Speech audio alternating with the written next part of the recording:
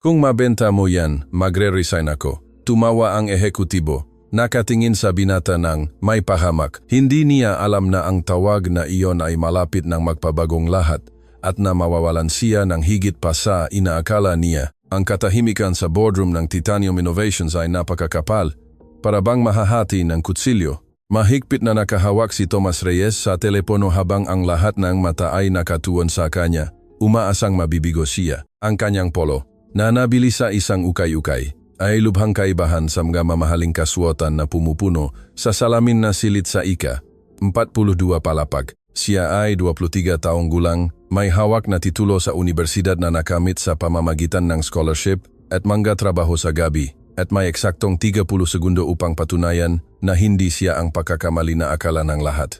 Hello, nandun pa ba kayo? Ang boses sa kabilang linya ay tila nainip. Ito ang pinakamahirap na kliyente sa buong industriya. Ang parehong kliyente na tumanggi sa 5 pinakamagaling na sales representative na kumpanya sa nakaraang ilang buwan.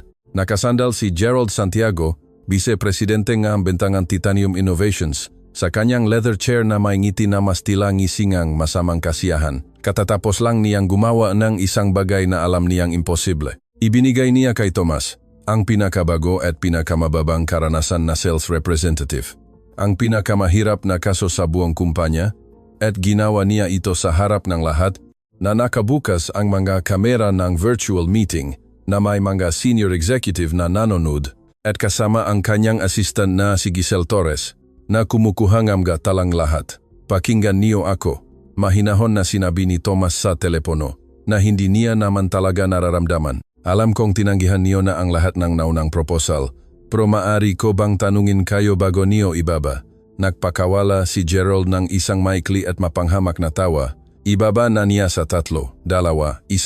Ngunit nagpatuloy ang katahimikan. Hindi binabangliente. Nagsimula ang lahat 1 oras lang bago iyon nang dumating si Tomas sa opisina na may parehong sigasik tulad ng dati sa kabila ng 3 buwan na niya sa kumpanya nang walang naisasarang mahalagang benta. Hindi dahil sa kakulangan ng talento, kundi dahil personal na siniguro ni Gerald na ipapasalang sa kanya ang makasong walang gustong kunin. Kliyente na dati nang tumanggi, mainabando ng account, sitwasyong walang kinabukasan. Magandang umaga. Binati ni Tomas si Giselle sa reception tulad ng ginagawa niya tuwing umaga. Nagbalik ng isang totu ngunit malungkot na ngiti si Giselle. Ang uring ngiti na nagsasabing, paumanhin sa mangyayari sa iyo, Tomas. Gusto kang makita ni Gerald sa boardroom ngayon. Bumilis ang tibok ng puso ng binata. Hindi kailanman magandang balita ang mapulong kay Gerald. Umakyat siya sa executive floor, kung saan ang hangin mismo ay tila mas mabigat, mas mahal, mas eksklusibo. Ang boardroom ay may malalaking bintana na nagpapakita ng buong lungsod na lumalawak hanggang sa abot-tanaw, isang patuloy na paalala kung sino ang may kapangyarihan at kung sino ang wala. Nang pumasok siya, nakita niya si Gerald na napapalibutan ng kanyang koponan ng mga senior executive, sina Danilo, Marco, Veronica, at Patricia. Lahat ay may taon nege karanasan at komisyon na marahil ay katumbas nege taon ang sahot ni Tomas. Sa malaking screen nakakonekta ang iba pang regional managers sa pamamagitan ng video conference.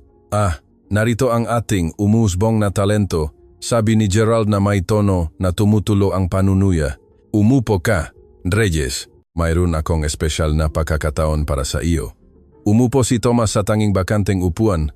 Nararamdaman ang lahat na nakatingin sa kanya ng may halong pagtataka at awa. Nagtatrabaho siya sa Titanium Innovations simula nang magtapos. Tumatanggap ngang kakarampot na base salary dahil desperado siyang makahanap ngang trabaho. Ang kanyang ina, si Aling Nena, ay nagtatrabaho ngang 2 shift. Naglilinis ng mga opisina upang matulungan siyang makatapos sa kolehiyo. Hindi niya maaring biguin ang kanyang ina ngayon. Kilala mo ba ang Monarca Builders Corp? Tanong ni Gerald na nakakrus ang magamay sa mesa. Opo, sir. Isa sila sa pinakamalaking kumpanya ng konstruksyon sa bansa. Tama. At lumalabas na kailangan nila ng bagong sistema ng pamamahala sa negosyo.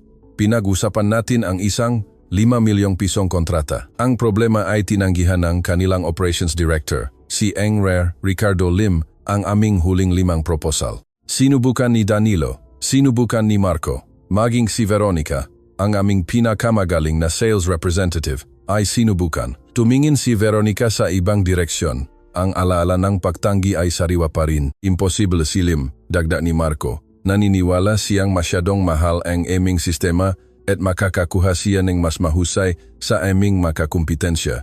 Eksakto, ngumiti si Gerald at doon nalaman ni Thomas na may masamang mangyayari. Kaya naisip ko, bakit hindi bigyan ng pagkakataon ang ating bagong talento? Thomas, gusto kong tawagan mo si Enger. Lim ngayon dito. Sa harap nating lahat, ang katahimikan na sumunod ay ganap. Nagpakawala si Patricia ng kaba. Umiling si Danilo. Si Giselle, mula sa pinto kung saan siya nanunod, ay namutla. Sir, tanong ni Thomas na hindi sigurado kung narinig ba niya nang tama ang kanyang narinig. Gagawin nating interesante ito. Ibibigay ko sa iyo ang numero ni Enger. Lim, gagawin mo ang iyong pinakamagaling na sales presentation dito, ngayon, sa lahat ng nakikinig. Ngunit, Ginoong Santiago, hindi ko alam ang lahat ng detalye ng kaso. Hindi ko nasuri ang kanilang kasaysayan, ang kanilang partikular na pangangailangan, ang manakaraang proposal, at mahalaga iyon. Yumuko si Gerald, ang kanyang mga mata ay nagnining sa masamang balak. Hindi mo ba sinabi sa iyong interview na ikaw ang pinakamagaling na sales representative sa iyong henerasyon sa universidad, na mari mong ibenta ang anumang bagay sa sinuman? Well, narito ang iyong pagkakataon upang patunayan iyon. Gerald, hindi ito patas. Sumabat si Giselle mula sa pinto. Ang kanyang boses ay matatag sa kabilangang halatang kaba. Ang bata ay karapat-dapat nga kahit kaunting panahon upang maghanda. Patas? Umikot si Gerald sa kanya ng may malamig na tingin. Sino ang humingi ng iyong opinion, Giselle? Bumalik ka sa iyong desk. Ngunit sir, sinabi kong bumalik ka sa iyong desk. Tumingin si Giselle kay Thomas na may tahimik na pahingi ng paumanhin sa kanyang mata bago umalis. Naiwan ang binata, napapalibutan ng mapating na naghihintay na makakita ng dugo. Narito ang deal. Nagpatuloy si Gerald, ang kanyang ngiti ay naging mas malupit pa. Kung may sasara mo ang bentang ito, kung talagang makukuha mo si Enger, Lim na tanggapin ang isang pulong sa amin. Magre-resign ako. Narinig mo ba ako ng mabuti? Magre-resign ako sa aking posisyon bilang vice-presidente. Nagkaroon ng bulungan sa silid. Ang ma-executive sa screen ay nagkatinginan ng hindi makapaniwala. Gerald, hindi ka seryoso, sabi ni Danilo. Lubos akong seryoso dahil alam kong imposible ito. Ang batang ito ay hindi magtatagumpay sa ginawa ng mga sales representative na may 20 taong karanasan. Humilig siya kay Thomas. Ang kanyang ekspresyon ay mapanghamak at nakakasakit. Ngunit kung mabigo ka, kung tanggihan ka ni Lim o ibaba niya ang tawag sa loob ng unang 2 minuto, nagagawin niya. Kung gayon magre-resign ka ng walang separation pay, walang references, walang anuman. Tatanggapin mo ba ang deal? Naramdaman ni Thomas na nagugulo ang kanyang mundo. Ito ay isang perpektong bitak. Kung tumanggi siya, tila duwag siya at kumpirmahin nito na hindi siya karapat-dapat sa trabaho. Kung tatanggapin niya at mabibigo, mawawalan siyang trabahong labis niyang kailangan. Naisip niya ang kanyang ina, ang dalawang shift, ang sakripisyo, at well, pilit ni Gerald. Tatanggapin mo ba o hindi? Tinatanggap ko, sabi ni Thomas. Ang kanyang boses ay mas matatag kaysa sa kanyang nararamdaman sa loob. Perfecto, Giselle, sigaw ni Gerald patungo sa pinto. Dalhin mo ang iyong notebook. Gusto kong idokumento mo ang bawat salitang tawag na ito. Magiging memorable ito, bumalik si Giselle. Ang kanyang kamay ay bahagyang nanginginig habang inihahanda ang kanyang notebook. Binigyan niya si Thomas ng isang tingin na malinaw na nagsasabing paumanhin ako. Dinyal ni Gerald ang numero sa speakerphone ng conference call. Ang tunog ng pagtawag ay umalingaw-ngaw sa silid tulad ng mga kampanang libing. 1, 2, 3 tono. Monarca Builders Corp, si Engre Ricardo Lim ito. Ang boses ay matalas, nainip, tulad NG, isang kabalang tao, na walang oras para sa na sales representative. Magandang umaga, Enger Lim. Nagsimula si Thomas at agad na gumawa ng mapanuksong kilos si Gerald. Ginagaya siya.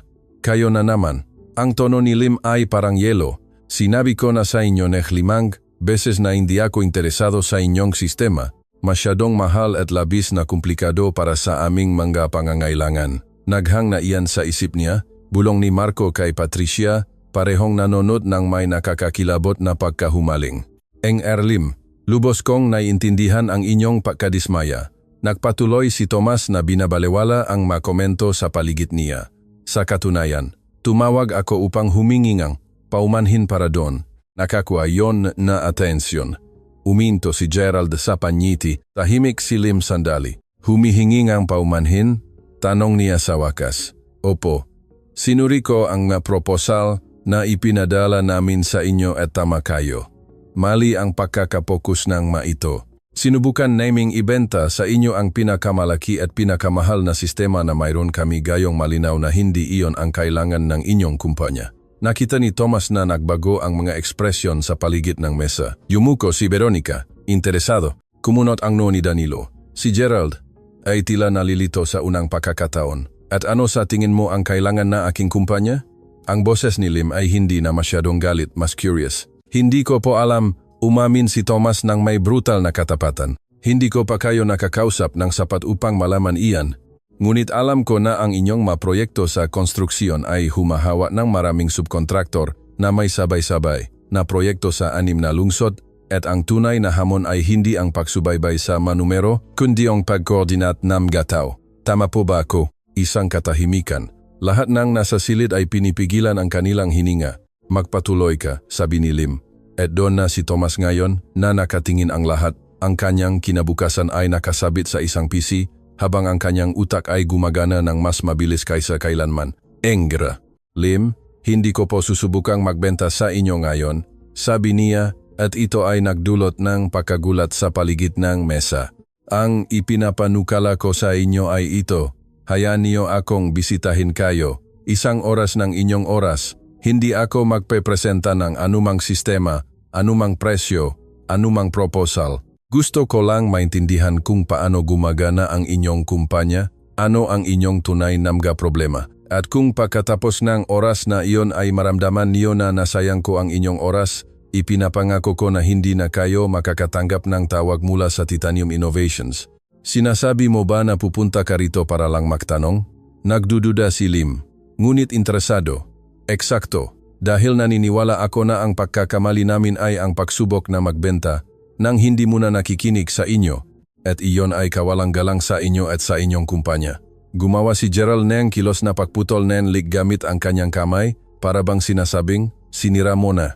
Ngunit hindi siya tinitingnan ni Thomas. Ang buong konsentrasyon niya ay nasa boses sa kabilang linya.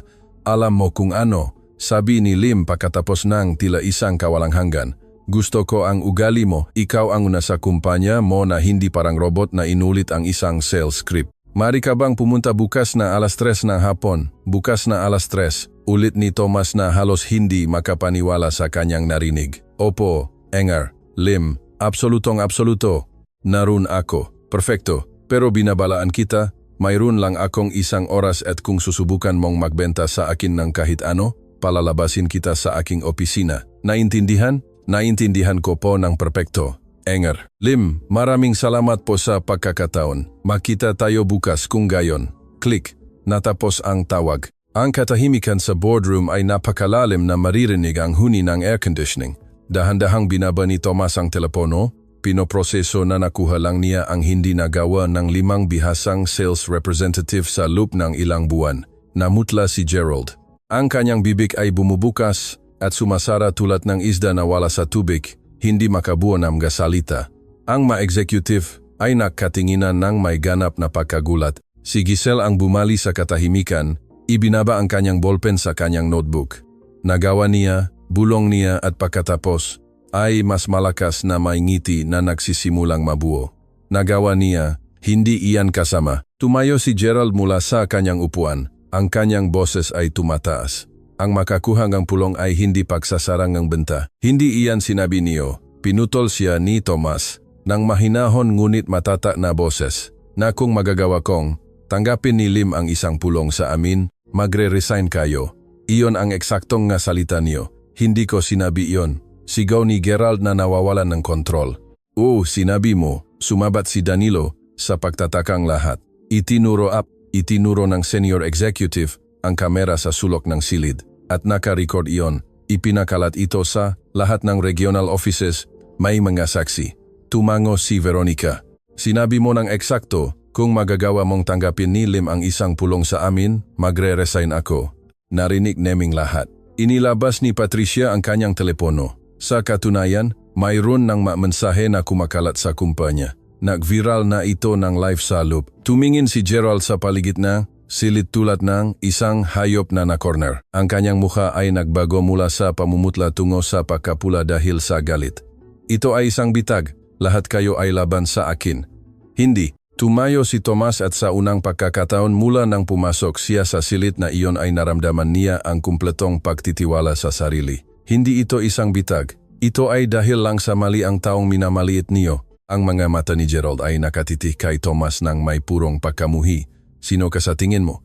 Akala mo ba dahil nakakuha kang pulong ay may mahalaga ka na?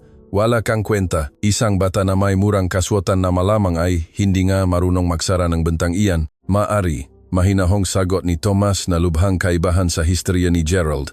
Ngunit hindi tulad niyo, iginagalang ko ang matao. Hindi ko ginagamit ang aking posisyon upang ipahiya ang iba. At iyon, Ginong Santiago, ay isang bagay na hindi mabibili ng pera at titulo, nagkaroon ng bulungan sa silid. May luha sa mga mata si Giselle, ipinagmamalaki siya. Ang mas senior executive ay nakatinginan. Ang ilan ay bahagyang tumatango. Labas! Tinuro ni Gerald ang pinto. Ang kanyang boses ay nanginginig sa galit. Labas sa silid na ito, lahat, maliban sa iyo. Reyes, dahan-dahang lumabas ang iba. Nagpapalit ng matingin ng pagtataka at pag-aalala. Nang sila na lang ang natira, naglakad si Gerald patungo sa bintana, tinalikuran si Tomas. Alam mo ba kung bakit kita tinanggap? Tanong niya ng mapanganib na mababang boses. Hindi po, sir. Dahil perpekto ang iyong resume. Masyadong perpekto para sa isang galing sa iyong pinagmulan. Anak ng single mother. Masipag. Iskolar sa State University. Walang koneksyon. Walang palakasan. Walang anuman kundi perpektong grado at ambisyon. Umikot siya at ang kanyang ekspresyon ay isang halone pagamakat.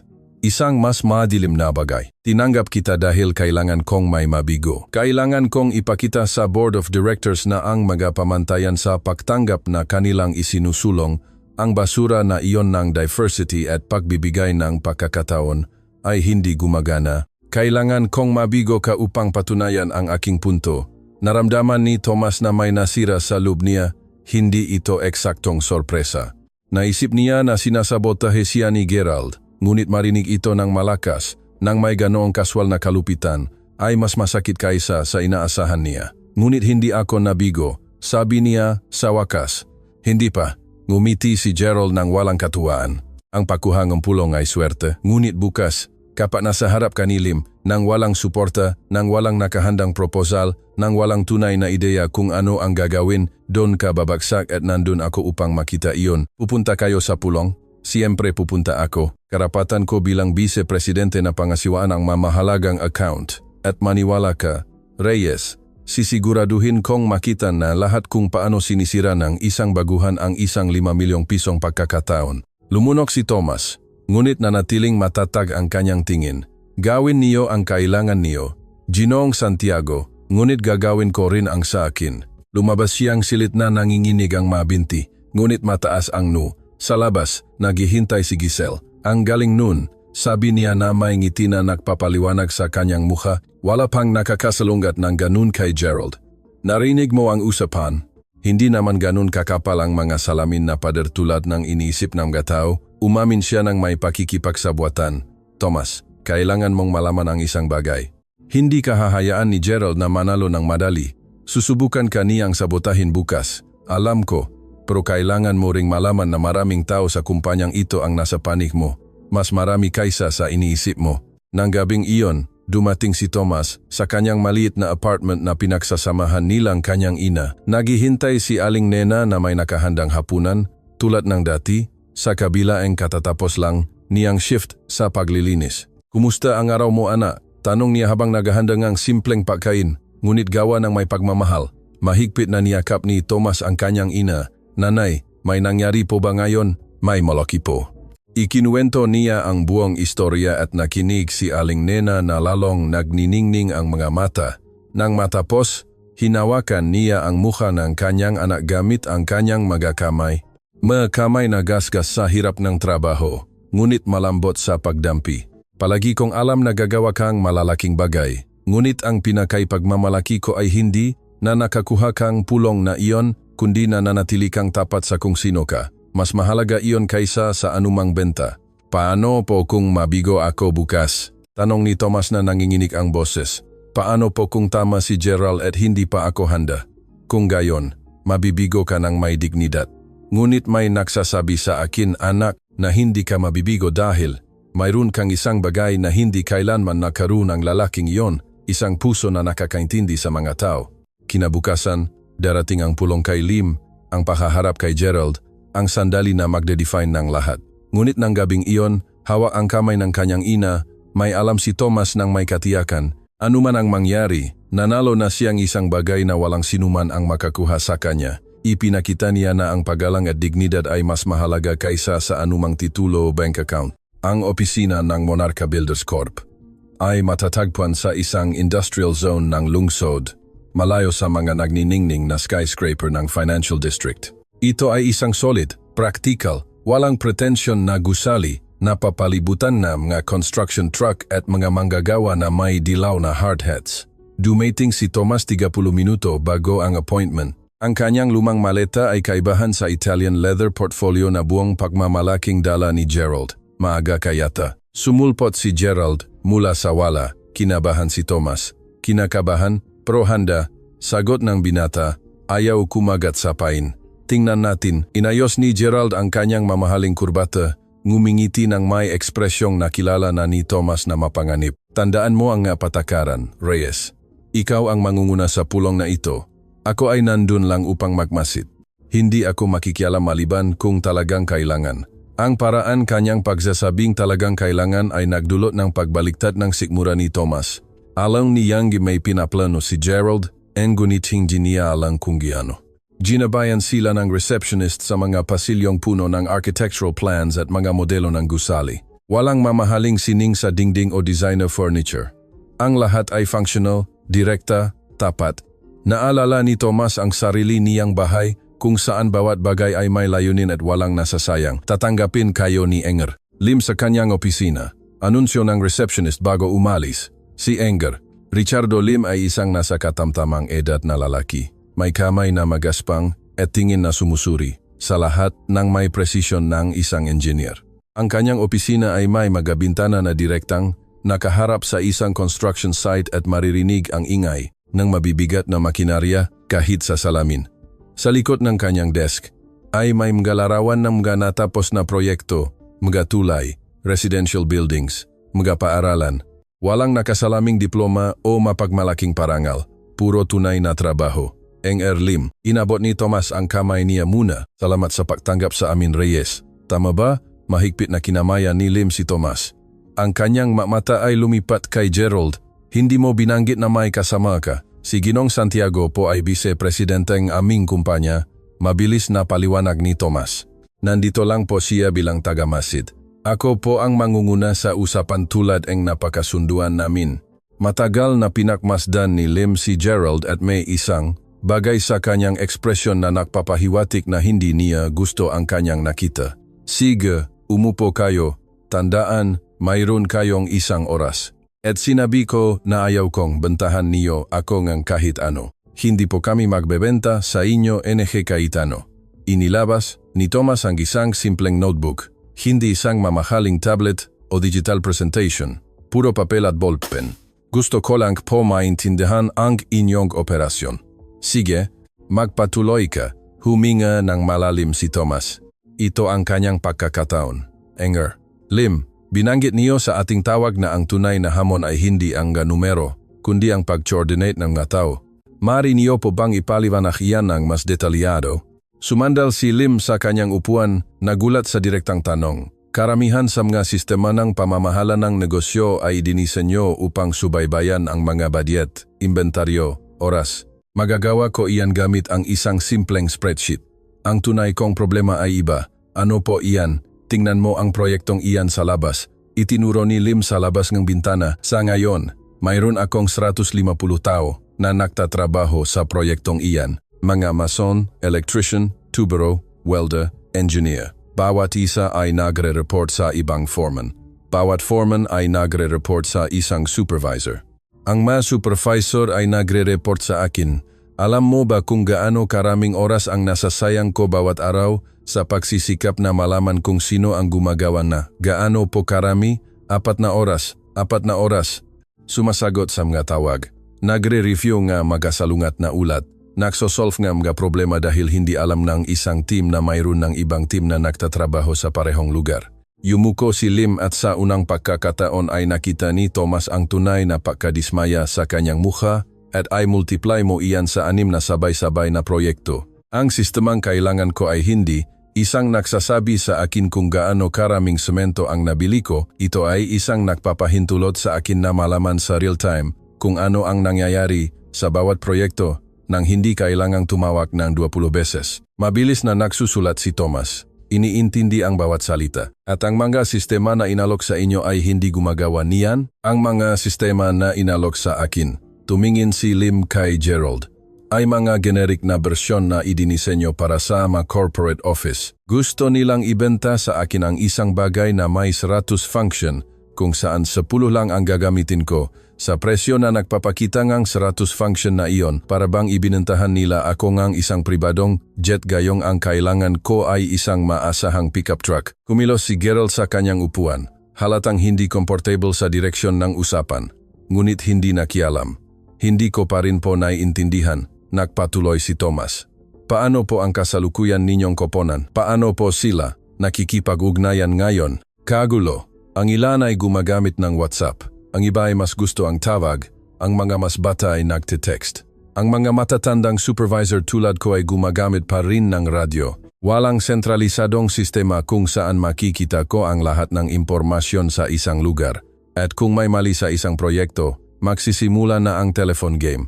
Sasabihin ng mason sa foreman. Susubukan ng foreman na tawagan ng supervisor, ngunit nasa ibang proyekto ito. Tatawagan din akong supervisor, ngunit sa panahong iyon ay nakalipas na ang kalahati ng umaga at lumaki na ang problema. At pinitik ni Lim ang kanyang desk sa pagkadismaya. Bawat araw na naantala ang isang proyekto ay nakakahalaga sa akin ng pera, ngunit higit sa lahat, nakakahalaga ito sa akin ng reputasyon. At sa industriyang ito, ang iyong reputasyon ang lahat. Mabilis na kumukuha nga tala, si Thomas na nagsisimula ng sumakit ang kanyang kamay. Lahat ng sinasabi ni Lim ay perpektong may saysay. Hindi siya isang imposibleng kliyente, siya ay isang kliyente na hindi napakinggan ng maayos. Gaano po kayo handang mamuhunan sa tamang sistema? Tanong ni Thomas. Kitang-kita ang pagkapit ni Gerald. Ito ang mapanganib na tanong, ang makakasira sa lahat. Maling tanong iyan. Sagot ni Lim ng may bahagyang ngiti. Ang tamang tanong ay, magkano ang handa kong bayaran para sa isang bagay na talagang lulutas sa aking problema? At ang sagot ay kung ano ang kinakailangan. Ngunit hanggang ngayon, walang naalok sa akin ng isang bagay na talagang lulutas nito. Naramdaman ni Thomas ang adrenaline na umaagos sa kanyang maugat. Lim, kailangan kong maging tapat sa inyo. Palagi kong pinahahalagahan ang katapatan. Ang Titanium Innovations ay may sistemang kailangan niyo, hindi ang ibinenta sa inyo dati. Mali iyon, ngunit mayroon kaming partikular na modul para sa pamamahala ng proyekto sa konstruksyon na may real-time na koordinasyon sa iba't ibang lugar. Tiningnan siya ni Gerald ng may babala. Pumasok na sila sa teritoryo ng benta. Eksaktong ipinagbabawal ni Lim. Ngunit nagpatuloy si Thomas. Gayunpaman, ang dahilan kung bakit hindi ito inalok sa inyo dati ay dahil ang modula na iyon ay bahagi ngang isang mas maliit, mas murang package na gumagawa ngang mas maliit na komisyon para sa mga sales representative. Ang katahimikan na sumunod ay napakalalim na maririnig ang tibok puso ni Thomas. Namutla si Gerald. Tinitingnan siya ni Lim ng may pikit matang tingin. Sinasabi mo sa akin dahan-dahang nagsalita si Lim na ang kumpanya mo ay mayroong eksaktong kailangan ko? Ngunit sinusubukan niyo akong bentahan ng ibang bagay dahil mas mahal iyon.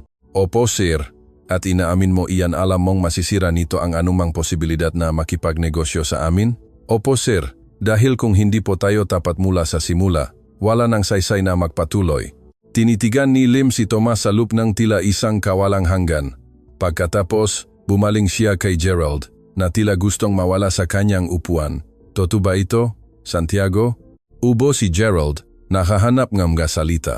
Engar, Lim, ang aming manaunang sales representative ay gumawa ng mga rekomendasyon na itinuring nilang pinakakumpleto para sa inyong mga pangangailangan. Huwag mo akong bentahan niyan. Pinutol siya ni Lim ng may boses na matigas. Ang iyong batarito ay naging mas tapat sa loob ng 5 minuto kaysa sa iyong kumpanya sa loob ng 6 na buwan. Totoo ba o hindi na mayroon kayong mas murang sistema na mas angkop sa kailangan ko?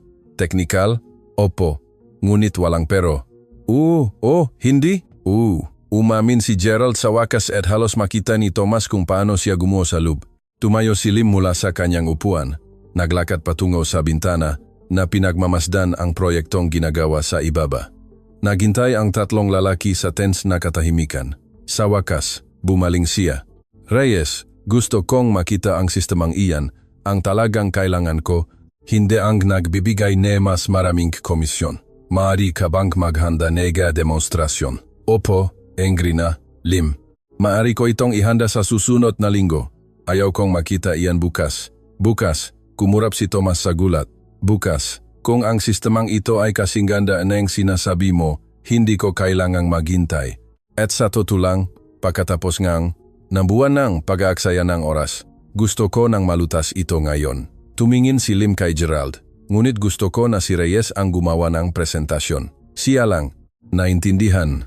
Ginong Santiago, sa lahat ng paggalang, si Thomas ay bago pa lang sa kumpanya. Ang isang teknikal na demonstrasyon ay nangangailangan ng karanasan na wala akong pakialam. Putol ni Lim. Mas napakinggan ako ng batang ito sa loob ng 20 minuto kaysa sa ginawa ng iyong mabihasang sales representative sa loob ng kalahating taon. Siya ang gumawa ng presentasyon o walang deal. Lumunok si Gerald. Ang kanyang mukha ay nagpalit-palit ng iba't ibang kulay ng pula. Siyempre, Lim, kung ano ang gusto niyo. Nang lumabas silang gusali, naghintay si Gerald hanggang sila na lang ang nag-isa sa parking lot bago sumabog. Ano ang iniisip mo? Galit na bulong niya, nanginginig ang boses. Ang aminin na ibinebenta natin sa kanya ang maling produkto? May ideya ka ba sa pinsalang ginawa mo sa aming reputasyon? Sinabi ko po ang toto, mahinahong sagot ni Thomas. Isang bagay na dapat nilang sinabi sa kanya mula sa simula.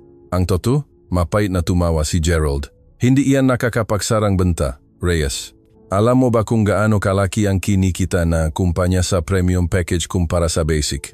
May ideya ka ba sa mga komisyon na isinakripisyo mo? Wala akong pakialam sa mga komisyon kung nangangahulugan iyon ng panloloko sa kliyente. Kung gayon, hindi ka magtatagal sa negosyong ito. Sigaw ni Gerald na nawawalan ng kontrol. Bukas, gagawin mo ang presentasyon na iyon at babalaan kita, ang module na ipinangako mong ipakita, ang construction management module, ay nangangailangan ng espesyal na setup na tumatagal ng linggo. Wala kang teknikal na pagsasanay upang gawin iyon, wala kang access sa mga espesyalista na makatulong sa iyo, darating ka bukas ng walang may pakita, at magmumukha kang manloloko. Sinasadya niyo akong sinasabotahe. Hayaan kitang lumubok mag-isa. Ngumiti si Gerald ng may kalupitan. Bukas, kapag hindi mo naibigay ang ipinangako mo, tuluyan tayong tatanggihan ni Lim. At kapag nangyari iyon, hindi ka lang magre-resign. Sisiguraduhin kong wala nang kukuha sa iyo sa industriyang ito kailanman. Naintindihan? Umalis siya, iniwan si Thomas na mag-isa sa parking lot na may bigat na kanyang ipinangako na bumabagsak sa kanya tulad ng tonelada ng semento. Dumating si Thomas sa opisina ng Titanium Innovations na may isang layunin, ang makakuha ng access sa construction management module. Ngunit nang subukan niyang mag-login sa sistema, nalaman niyang nakablock ang kanyang credentials para sa seksyong iyon. Access denied. Kontakin ang iyong supervisor. Kumukurap-kurap sa screen. Lumitaw si Giselle sa kanyang cubicle. Nag-alala ang expression. Narinig ko ang nangyari. Hinarang ni Gerald ang iyong access sa mga advanced system. Magagawa niya iyan. Siya ang vice-presidente. Magagawa niya ang anumang gusto niya. Lumapit pa siya. Ibinaba ang boses. Kinansela rin ni Thomas ang mga technical support request na ipinadala mo. Ang mga espesyalista na makatulong sa iyo sa demonstrasyon ay inilipat sa ibang proyekto. Bakit mo sinasabi sa akin ito? Dahil mayroong kailangan na nasa panig mo. Ibinaba ni Giselle ang isang folder sa kanyang desk. Ito ang makontak ni Mang Tonyo Corpus. Nagretiro siya sa Titanium. 2 taon na ang nakakaraan. Ngunit siya ang nagdisenyo ng construction module. Kung may makakatulong sa iyo, siya iyon. Bakit niya gagawin ito para sa akin? Dahil galit si Mang Tonyo sa paraan ng pamamahala ni Gerald sa benta. Palagi niyang sinasabi na nawawalan tayo ng integridad. Tawagan mo siya. Wala kang mawawala sa pagsubok.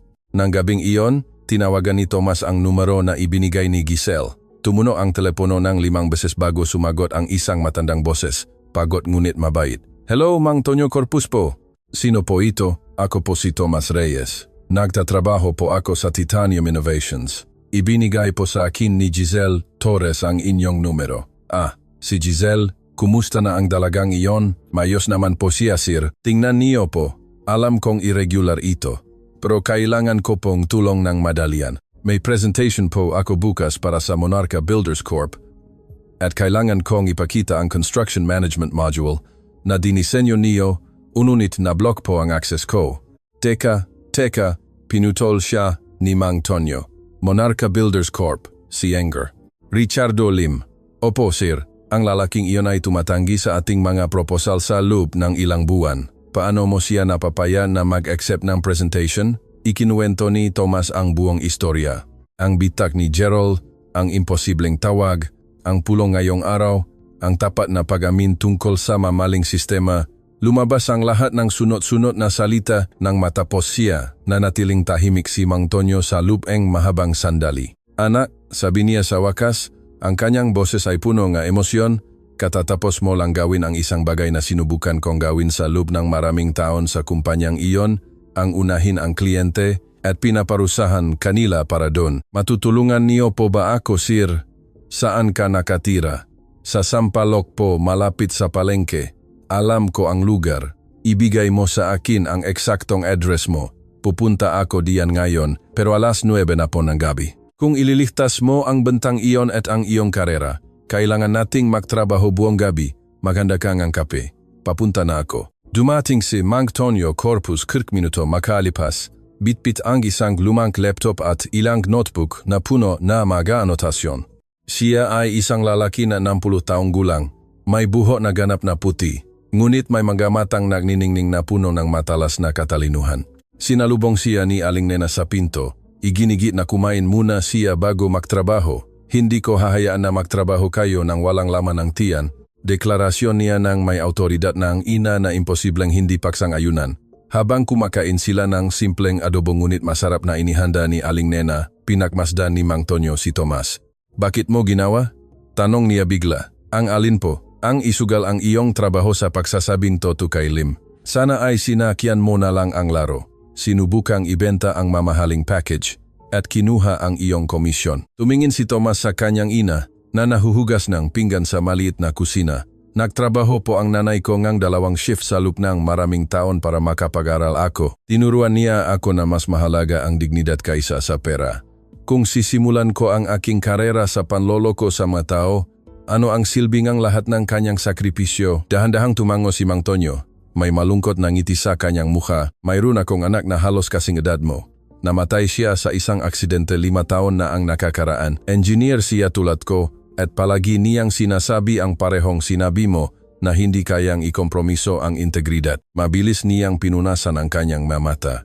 Kaya tutulungan kita, hindi lang para sa iyo, kundi para sa lahat ng mga kabataan tulad mo na nagsisikap na gawin ang tama sa isang mundo na pinaparusahan sila para doon. Nagtrabaho sila hanggang alas 4 ng umaga. Itinuro ni Mang Tonyo ang bawat function neg module, bawat feature, bawat particular na application para sa konstruksyon. Ngunit higit pa roon, itinuro niya sa kanya na intindihin ang pilosopiya sa likod ng disenyo.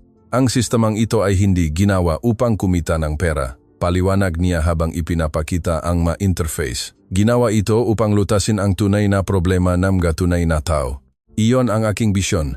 Ngunit nang kontrolin ni Gerald ang departamento ng benta, sinimulan niyang ibenta ang anumang bagay sa anumang presyo nang walang pakialam kung talagang nakakatulong ba ito sa kliyente. Kaya siya nag-resign. Nagretiro po ako sa technical na paraan, pero umalis ako dahil hindi ko na makita kung paano nila sinisira ang isang bagay na maingat kong binuo. Inilagay ni Mang Tonyo ang isang kamay sa balikat ni Tomas. Bukas, kapag ginawa mo ang presentasyon na iyon, hindi ka lang nagre-representa sa iyong sarili, ikaw ay nagre-representa sa ideya na possible pa ring makipagnegosyo ng may katapatan. Nang umalis si Mang Tonyo, bukang liweway na. Hindi natulog si Tomas, ngunit naramdaman niyang mas handa siya kaysa kailanman. Inihanda ni Aling Nena ang kanyang almusal Namumula ang kanyang mata sa pagod dahil hindi rin siya natulog, nanatiling gising upang masiguro na mayroon silang mainit na kape buong gabi. Gagawa ka ng malaking bagay ngayon, sabi niya habang inaayos ang kurbata ni Thomas. Ngunit tandaan mo, anak, manalo o matalo, ipinagmamalaki na kita. Niyakap ni Thomas ang kanyang ina, hinayaan ang kanyang sarili na maramdaman ang pagod ng nakaraang 48 oras na walang tulog. Sa bisig ng kanyang ina, ang binata ay naging bata muli sandali, naghahanap ng kapanatagan at nakita ito. Nanay, paano po kung magtagumpay si Gerald na sipain ako? Kung gayon, babangon ka at magpapatuloy. Ngunit may nagsasabi sa akin na ngayon ang araw na magbabago ang lahat. Dumating si Thomas sa Monarca Builders Corp. 1 oras bago ang appointment. Nandun na si Gerald, nagulat na makita siya. Nakuha mo ang access sa sistema? Tanong niya na may ngiti na hindi umabot sa kanyang mata. Nakuha ko ang mas mahusay, sagot ni Thomas.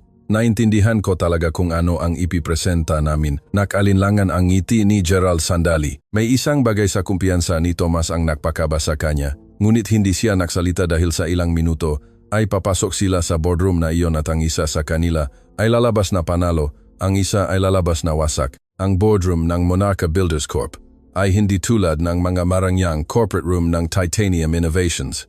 Ang maupuan ay functional, hindi ergonomic designer.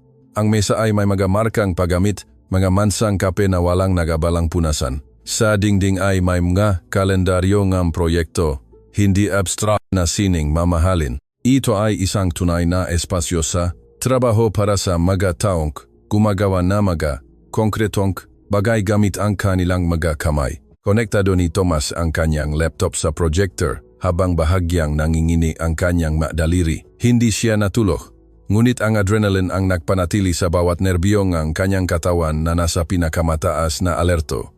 Sa likod niya, umupo si Gerald sa isang sulok. Nakakrus ang mabraso. Ang mapanghamak na ngiti ay sumasayaw sa kanyang malabi. Naghihintay ng kabiguan, nag-enjoy na. Pumasok si Enger. Ricardo Ling nakasama ang gitatlong gitaw pa. Ang kanyang chief engineer, isang nasa katamtamang edad na babae na may harhat pa rin sa kamay. Ang kanyang operations director, isang malaki-laki na lalaki na may makamay na kasing laki ngang pala, at ang kanyang accountant, isang matandang Gino na may makapal na salamin at nagdududang ekspresyon. Reyes, batinilim na may matatag na pakikipakamay. Ipinapakilala ko sa iyo ang aking team. Sila ang talagang gagamit ng anumang sistema na bibilhin namin, kaya kung hindi mo sila kumbinsihin, hindi mo ako kumbinsihin. Naintindihan ko po ng perpekto. Enger Lim. Tiningnan ni Thomas ang bawat isa sa mga naroron, sinasaulo ang kanilang mga mukha, ang kanilang mga postura, ang paraan ng kanilang pagsusuri sa kanya. Maari ko po bang tanungin kayo bago tayo magsimula? Ang chief engineer ang unang nagsalita. Ang kanyang boses ay direkta at walang paligoy-ligoy. Ito ba ay isa na namang PowerPoint presentation na puno ng teknikal na salita na walang saysay sa tunay na mundo? Hindi po, ma'am. Sa katunayan ay hindi po ako naghanda ng anumang PowerPoint. Nakuha iyon ng kanyang atensyon. Umayos ng upo si Gerald, nalilito. Inakala niya na darating si Thomas na may generic na presentasyon na na-download mula sa internet, isang bagay na agad na maglalantat ng kanyang kakulangan sa karanasan. Kung gayon, ano ang ipapakita mo sa amin? Tanong ng operations director nang may pagdududa. Huminga ng malalim si Thomas. Ito na ang sandali. Lahat ng kanyang pinahirapan, ang buong gabing walang tulog kasama si Mang Tonyo, lahat ng panunuya ni Gerald ay nagsasama-sama sa sandaling ito. Ipapakita ko sa inyo ng eksakto kung ano ang magiging normal na araw ng trabaho sa inyong kumpanya kung mayroon kayong tamang sistema. Hindi teorya, hindi pangako, katotohanan. Pinindot niya ang isang key at bumuhay ang screen. Ngunit hindi ito corporate slide. Ito ay isang live na simulation ng construction management module na particular na na-configure upang gayahin ang operasyon ng Monarca Builders Corp. Ito ang proyektong ginagawa sa Chelima Road. Itinuro ni Thomas ang screen kung saan lumitaw ang isang digital map, ang inyong pinakamalaking proyekto sa kasalukuyan. Tama, yumuko si Lim, pikit matang tingin. Paano mo nalaman? Nag-research po ako. Ngayon Enger. Lim, binanggit niyo kahapon na nawawalan kayo 4 na oras araw-araw sa pag-coordinate lang ng team. Hayaan niyo akong ipakita sa inyo kung ano ang magiging umaga niyo sa sistemang ito. Ang kanyang magadaliri ay mabilis na gumalaw sa keyboard. Ipinakita na screen ang isang simple, ngunit intuitive na interface na hahati sa mga seksyon na kumakatawan sa iba't ibang lugar ng proyekto.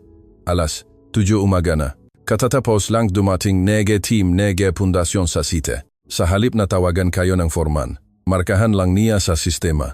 Team present, simula na ang trabaho. Nakikita niyo ito. Ipinakita ne screen ang isang berdeng notifikasyon sa seksyon ne kundasyon. Walang tawag, walang abala, purong real-time na impormasyon. Lumapit pa ang chief engineer sa screen. Paano kung may problema? Mahusay na tanong. Ginaya ni Thomas ang isang sitwasyon. Natuklasan ng team na elektrisyan na hindi dumating ang kabel na kailangan nila. Sinuri nila ang sitwasyon. Sa halip na tumawag ng 10 beses sa iba't ibang tao, bubuksan nila ang sistema sa anumang basic na cellphone.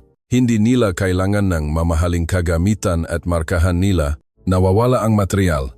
Kabel na calibre 12. Tigil ang trabaho. Sa screen ay lumitaw ang isang pulang alerto sa electrical section. Agad, nagpatuloy si Thomas. 3 bagay ang mangyayari. Una, makakatanggap kayo ng notifikasyon sa inyong telepono. Ikalawa, automatikong makatanggap ng alerto ang supervisor ng materyales. Ikatlo, hahanapin ng sistema kung ang material na iyon ay available sa alinman sa inyong 5 iba pang proyekto. Pinindot niya ang isa pang key at ipinakita ng screen ang real-time na inventaryo ng lahat ng proyekto ng Monarca Builders Corp. Lumabas na may kabel na calibre 12 sa proyektong ginagawa sa Valle Verde. Iminumungkahing ang sistema na ilipat iyon. Aprobado niyo sa isang tap. Makakatanggap ngang order ang supervisor ng materyales. Ihahatid itong isang truck. Ang lahat ng ito ay tumagal ng 2 minuto, hindi 2 oras. Ang katahimikan sa silid ay ganap. Majing si Gerald ay huminto sa pagngiti. Nagsalita ang operations director. Ang kanyang boses ay punong pigil na emosyon. Sinasabi mo ba na makikita ko ang lahat ng aking proyekto ng sabay-sabay nang hindi man lang tumatawag? Eksakto. At ito ang pinakamagaling.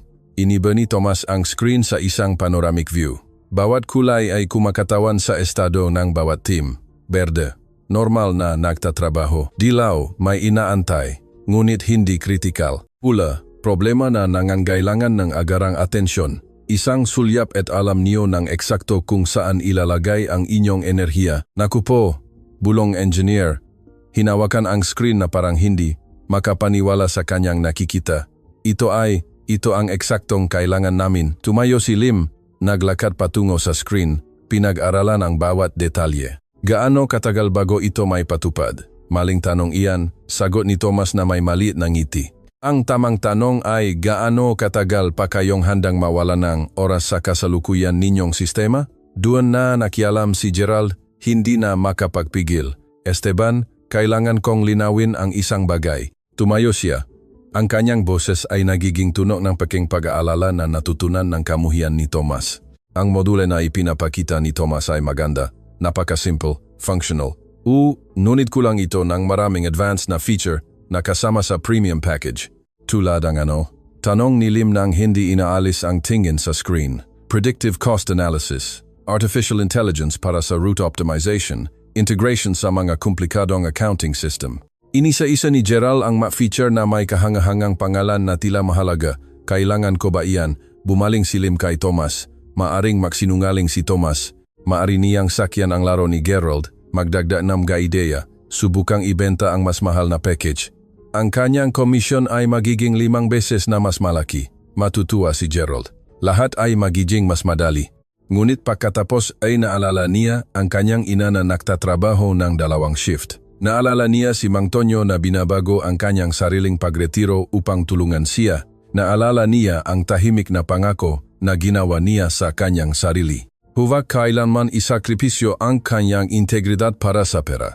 Hindi, malinaw niyang sinabi. Hindi niyo po kailangan ang anuman samja iyan. Naamutla si Gerald. Thomas, marahil ay dapat kang hayaan mo siyang magsalita. Utos ni Lim.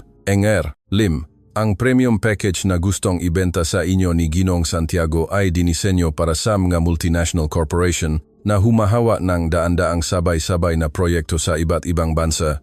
Kayong po ay may 6 na proyekto. Lahat ay nasa isang rehiyon na may parehong uring konstruksyon. Magbabayad po kayo. para sa mga function na hindi niyo kailanman gagamitin. Parang bumili kayo ng cargo plane gayong ang kailangan niyo ay isang maasahang pickup truck. Ano ang pagkakaiba sa presyo? Tanong ng accountant na nagsasalita sa unang pagkakataon. Lumunok si Tomas. Ito na ang sandali ng katotohanan. Ang package na gustong ibenta sa inyo ni Ginong Santiago ay nakakahalaga ng 5 milyong piso. Ang module na talagang kailangan niyo ay nakakahalaga ng 1,200,000 pisong. Halos 4 milyong pisong pagkakaiba. Bumaling ang chief engineer kay Gerald na may tingin na maring magtunaw ng bakal. Sinisikap niyo kaming singilin na 4 na milyong piso na sobra para sa mga bagay na hindi namin kailangan. Sinubukang bawiin ni Gerald ang sarili. Hindi ganun kasimple. Ang value added ng premium package, sinagot mo ang tanong ko. Malamig na putol ni Lim. Santiago, lumabas ka sa aking opisina. Patawat umalis ka ngayon. Ang pulong na ito ay kay Reyes, hindi sa iyo. Esteban, maging profesional tayo. Profesional sana kung tapat ka sa akin mula sa simula. Profesional sana kung hindi mo sinubukang dayain ako may na milyong piso para sa mga walang kwentang function. Labas! Ngayon, ang mukha ni Gerald ay nakpalit-palit ng iba't ibang kulay ng pula at lila. Tiningnan niya si Tomas ng may pagkamuhi na napakapuro na halos mahahawakan, ngunit wala siyang pagpipilian. Kinuha niya ang kanyang Italian leather portfolio at lumabas ng silid. Ang pinto ay sumara sa likod niya ng may tunog na parang hatol. Nang umalis siya, nawala ang lahat ng tensyon sa silid. Umupo si Lim sa kanyang upuan, mahinang tumatawa. 15 taon sa negosyong ito at hindi ko pa nakita ang ganito. Tiningnan niya si Tomas nang may paggalang. Kakatapos mo lang magsakripisyo ne milyon-milyong komisyon para sa pagsasabi ne toto. Bakit? Dahil kung sisimulan ko ang aking karera sa panloloko sa mga kliyente, anong uri ng tao ako sa loob ng 10 taon? Pinukpo ng Operations Director ang mesa gamit ang kanyang palad. Gusto ko ang batang ito, Esteban. Kailangan nating makipagtulungan sa kanya. Tumango ang Chief Engineer. Tomas, maaari mo bang ipakita sa akin kung paano gumagana ang bahaging ang maulat ng kaligtasan? Dahil kung maaari kong idokumento ang ma-insidente sa real-time sa sumunod na oras, ipinakita ni Tomas ang bawat function ng sistema, hindi bilang sales representative na nagbabasa ng script, kundi bilang isang taong tunay na nakakaintindi sa problema at may solusyon. Sinagot niya ang ma-technical na tanong ng may brutal na katapatan. Inaamin kung may isang bagay na hindi posible sa halip na mangakong imposibleng bagay. Gumagana ba ang sistema ng walang internet? Tanong ng Operations Director. Hindi po. Ganap. Kailangan po ng connection upang i-synchronize ang data sa real-time. Ngunit mayroon po itong offline mode kung saan maring mag-record ng impormasyon ang mga team na ia-upload kapag may signal na. Hindi daw, gunit gumagana. Pinahahalagahan ko na hindi mo sinasabi na perpekto ito kung hindi naman, sagot ng lalaki na may ngiti. Nang matapos sila, tumayo si Lim at inabot ang kanyang kamay. Tomas Reyes, Monarca Builders Corp. Gusto naming bilhin ang sistema ang iyan. 1,200,000 pisong. Ngunit mayroon akong isang kondisyon. Ano po iyan, sir? Na ikaw ang aming direktang kontak. Ayaw kong makipag-ugnayan kay Santiago o sa sinumang ibang sales representative na iyong kumpanya. Ikaw lang. Tinatanggap mo ba? Naramdaman ni Tomas na tila nawala ang kanyang kinatatayuan. Kakatapos lang niya isara ang kanyang unang malaking benta. Hindi lang iyon na isara niya ang benta na hindi nagawang 5 bihasang sales representative at ginawa niya iyon ng may katapatan. Tinatanggap ko po, Engre. Lim, isang karangalan po. Nakamayan sila at sa sandaling iyon ay alam ni Tomas na may isang bagay na mahalaga ang nagbago sa kanyang buhay. Nang lumabas siyang gusali, nakita niya si Gerald na naghihintay sa tabingang kanyang mamahaling sasakyan. Ang kanyang ekspresyon ay isang maskara ng galit na bahagyang napigilan. Alam mo ba kung ano ang ginawa mo? Galit at mapanganib na bulong niya. Nagsarang ang bentang 1,200,000 pisong, sinira mo ang isang 5 milyong pisong benta. Iyan ang ginawa mo. May ideya ka ba kung gaano kalaki ang magastos sa akin nito? Wala akong pakialam, sagot ni Tomas ng may kalmado na ikinagulat niya mismo. Ginawa ko ang tama. Ang tama? Mapait na tumawa si Gerald. Pakinggan mo ng mabuti, bata. Gagawin ko ito ang iyong huling benta sa Titanium Innovations. Magpepresenta ako ng formal na reklamo sa Board of Directors. Nagbenta ka ng mas mababa sa target. Tinanggihan mo ang premium package. Ipinahiya mo ako sa harap ng kliyente. Pagkatapos ko sa iyo, Hindi ka lang sisante. Ikaw ay wasak. Gawin niyo ang kailangan niyo. Umikot si Tomas upang umalis. Hindi pa ako tapos sa iyo. Pero ako, tapos na sa inyo. Naglakad si Tomas patungo sa hintuan ng bus. Ang kanyang puso ay bumubugbog ng napakalakas na nararamdaman niya ito sa kanyang tenga. Nanalo siyang isang labanan, ngunit alam niyang nagsisimula pa lang ang digmaan. Hindi madaling susuko si Gerald. Ang mataong tulad niya ay hindi kailanman sumusuko. Nag-vibrate ang kanyang telepono. Mensahe ito mula kay Giselle. Pinag-usapan kang lahat sa ginawa mo. Nagpatawag ng emergency meeting si Gerald sa HR. Mag-ingat ka. Isa pang mensahe. Ito ay mula sa isang hindi kilalang numero. Ako si Mang Tonyo. Kumusta?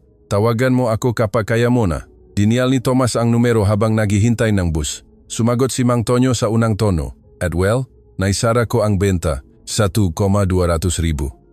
Alam kong gagawin mo. Alam ko. Ang kagalakan sa boses ng matanda ay nakakahawa. Tomas, naintindihan mo ba ang ibig sabihin nito? Hindi mo lang naisara ang isang mahirap na benta, ipinakita mo na posible ang magbenta ng may integridad. Mang Tonyo, galit na galit si Gerald. Sabi niya sisiguraduhin niyang masisante ako. Hayaan mo siyang subukan. Ang ginawa mo ngayon ay kakalat. Si Lim ay hindi lang basta kliyente.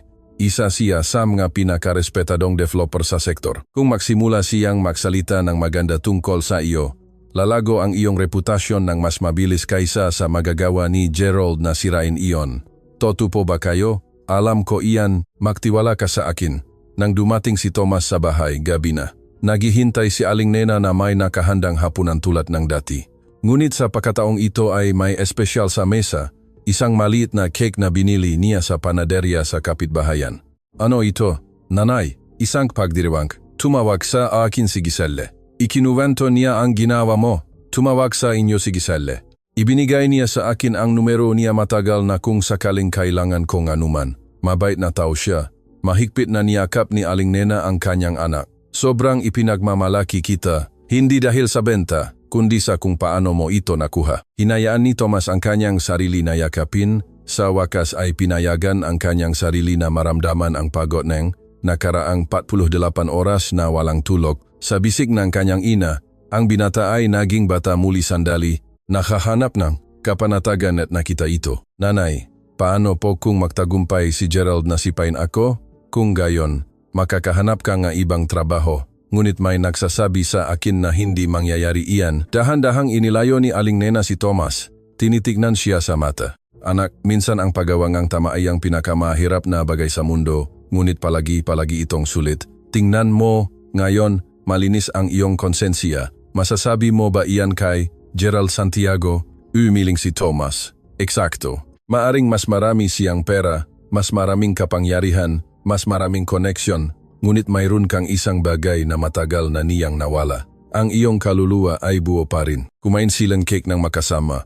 Ipinagdiriwang ang isang tagumpay na alam nilang maaring panandalian dahil kinabukasan ay kakaharapin ni Tomas ang makahihinatnan ng paggawa ng tama sa isang mundo na kadalasang ginagantimpalaan ang kabaliktaran. Ngunit ng gabing iyon, sa maliit na apartment na iyon na may dingding na kailangan ng pintura at mga segundamanong kasangkapan, mayroong isang bagay na walang karangyaan ang makakabili. May dignidad, may tunay na pagmamalaki, may walang pasubaling pagmamahal at sa ngayon ay sapat na iyon. Sa kabilang dako ng lungsod, sa kanyang marangyang penthouse, nagsusulat si Gerald Santiago ng isang email sa Board of Directors ng Titanium Innovations. Bawat salita ay maingat na pinili upang sirain ang karera ni Tomas Reyes bago pa man ito magsimula. Hindi niya alam na ang email na iyon ay magkakaroon ng eksaktong kabaliktaran ng epekto na hinahanap niya dahil ang katotohanan tulad ng tubig ay palaging nakakahanap ng sariling daan at ito ay malapit ng magdulot ng bahan na magpapabago ng lahat. Ang executive meeting room ng Titanium Innovations sa ika-52 palapag ay isang espasyo na idinisenyo upang manakot. Mga salamin na dingding na nagpapakitan buong lungsod bilang isang nasakop na kaharian. Isang mesa na yari sa ebony na napakakinis na sumasalamin sa mukha nga nakaupo sa paligid. Mga upuan na mas mahal pa kaysa sa buwan ng sahod ng karamihan sa mga empleyado. Ito ang uri ng lugar kung saan napagdesisyunan ang magkapalaran at nasisira ang makarera ng may parehong lamig na iniutos ang kape. Hindi pa kailanman nakapasok si Tomas sa silid na iyon. Ang maempleyado sa kanyang, antas ay walang pahintulot na umakyat sa palapak na iyon ng walang escort, ngunit naroon siya ngayon na nakatayo sa harap ng board of directors ng kumpanya, nararamdaman ang bigat ng 7 pares ng mata, sinusuri siya na parang isang insekto sa ilalim ng mikroskopyo. Nakaupo si Gerald Santiago sa kanan ng board president, si Dr. Evelyn Mendoza, isang babae na nasa 50 taong gulang na may perpektong kulay abong buhok at ekspresyon na walang inihahayag. Sa kanyang kaliwa ay ang Chief Financial Officer, si Ate Renato Diaz, na nagre-review ng mga dokumento ng may kunotnu. Ang iba pang 5 miyembro ng board ay nanonood ng tahimik, naghihintay na magsimula ang palabas. Ginong Reyes, nagsalita si Dr. Mendoza ng may malinaw at profesional na boses. Narito ka dahil ang Vice Presidente Santiago ay naghay ng formal na reklamo laban sa iyo. Naintindihan mo ba ang bigat ng sitwasyon? Opo, ma'am. Ang maakusasyon ay seryoso. Insubordination, pagsasabotay nga benta na may mataas na halaga, hindi profesional na pag-ugali sa harap ng mga kliyente at paglabag sa mga corporate protocol. Nagbasa siya mula sa isang dokumento na maingat na inihanda ni Gerald. Mayroon ka bang gustong sabihin bago namin suriin ang ebidensya? Naramdaman ni Tomas na bahagyang nangingini ang kanyang nga kamay. Halos 3 oras lang siyang natulog sa nakalipas na 2 araw. Ang kanyang kasuotan, ang parehong ginamit niya sa presentasyon, ay nagpapakita na mga gusot na hindi kayang tanggalin ng anumang plansa. Sa harap niya, pinagmamasdan siya ni Gerald ng may bahagyang ngiti. Pinapaboran ang inaakala niyang kanyang hindi maiwasang tagumpay. Dra, Mendoza, Ati, Diaz, mga miyembro ng board. Nagsimula si Thomas, ang kanyang boses ay mas matatag kaysa sa kanyang nararamdaman. Totoo po na tinanggihan kong ibenta ang premium package sa Monarca Builders Corp. Ngunit hindi ko po ginawa iyan dahil sa insubordination. Ginawa ko po iyan dahil mali po ang produkto para sa kliyenteng iyon. Hindi ikaw ang nagpapasya kung aling produkto ang tama o mali. Sumabat si Gerald ng may condescending na tono. Ikaw ay isang junior sales representative na may ilang buwan pa lang na karanasan. Ako ay may 2 dekada na sa industriyang ito. Ang mga protokol ay naroon sa isang dahilan. Ang mga protokol ay naroon upang protektahan ang kumpanya. Isang miyembro ng board ang sumabat, isang matandang lalaki na may medalyang serbisyo sa kanyang lapel. At sinadya mo silang nilabag. Maaari ko po bang ipakita sa inyo ang isang bagay? Tanong ni Tomas. Inilabas ang kanyang lumang laptop mula sa kanyang backpack. Tumango si Dr. Mendoza. Sige. Konektado ni Tomas ang kanyang computer sa sistema ng silid. Sa malaking screen ay lumitaw ang isang detalyadong pagsusuri na inihanda niya sa magdamag sa tulong ni Mang Tonyo. Ito po ang Monarca Builders Corp. Nagsimula siya na ipinapakita ang mga graph at data. 6 na sabay-sabay na proyekto, 180 direktang empleyado, 500 subkontraktor. Ang kanilang pangunahing pangangailangan, real-time na koordinasyon, hindi komplikadong predictive analysis. Iniba niya ang slide. Ito po ang aming premium package na idinisenyo para sa mga korporasyon na may 50 higit pang sabay-sabay na proyekto sa iba't ibang bansa. 82% ng mga funksyon nito ay ganap na walang saysay para sa Monarca. Walang saysay ngunit kumikita para sa atin, itinuro ni Gerald. Ang trabaho natin ay maksimize ang kita. Sa kapinsalaan ng kasiyahan ng kliyente, umikot si Tomas sa kanya. Ginong Santiago, tinanggihan po ang Monarca Builders Corp. Ang aming maproposal ng 5 beses sa nakalipas na ilang buwan. 5 bihasang sales representative ang nabigo. Bakit? Dahil lahat sila ay sumubo na ibenta ang maling produkto. O dahil impossible silim na kliyente? Sagot ni Gerald. Hindi siya impossible. Kailangan lang niya na may makinig sa kanya ng toto. Yumuko si Ate Diaz, interesado. Reyes, sinabi mo na isinara mo ang benta para sa 1,200,000 pisong. Ang premium package ay 5 milyong piso. Mula sa pananaw ng pananalapi, nakakahalaga ka sa amin ng halos 4 na milyong piso sa potensyal na kita. Sa pagalang po, Ate Diaz, hindi po yan tama.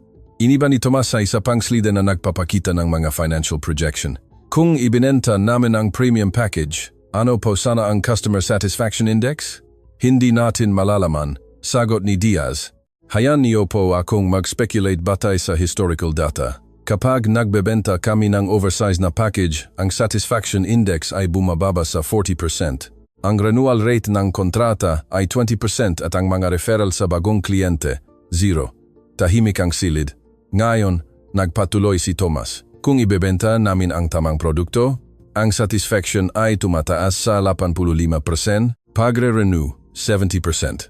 At ang mga referral, huminto siya ng may drama. 60% ng aming mga pinakamagaling na kliyente ay nagmumula sa mga referral. Saan mo nakuha ang data na ito? Tanong ni Dr. Mendoza. Ang kanyang mamata ay nagpapakita ng tunay na interes sa unang pagkakataon. Kinolekta po ni Mang Tonyo Corpus sa loob ng kanyang 30 taon sa kumpanya. Ibinahagi po niya sa akin. Namutla si Gerald. Corpus, ang matandang iyon na pakialamero ay nasa likod nito.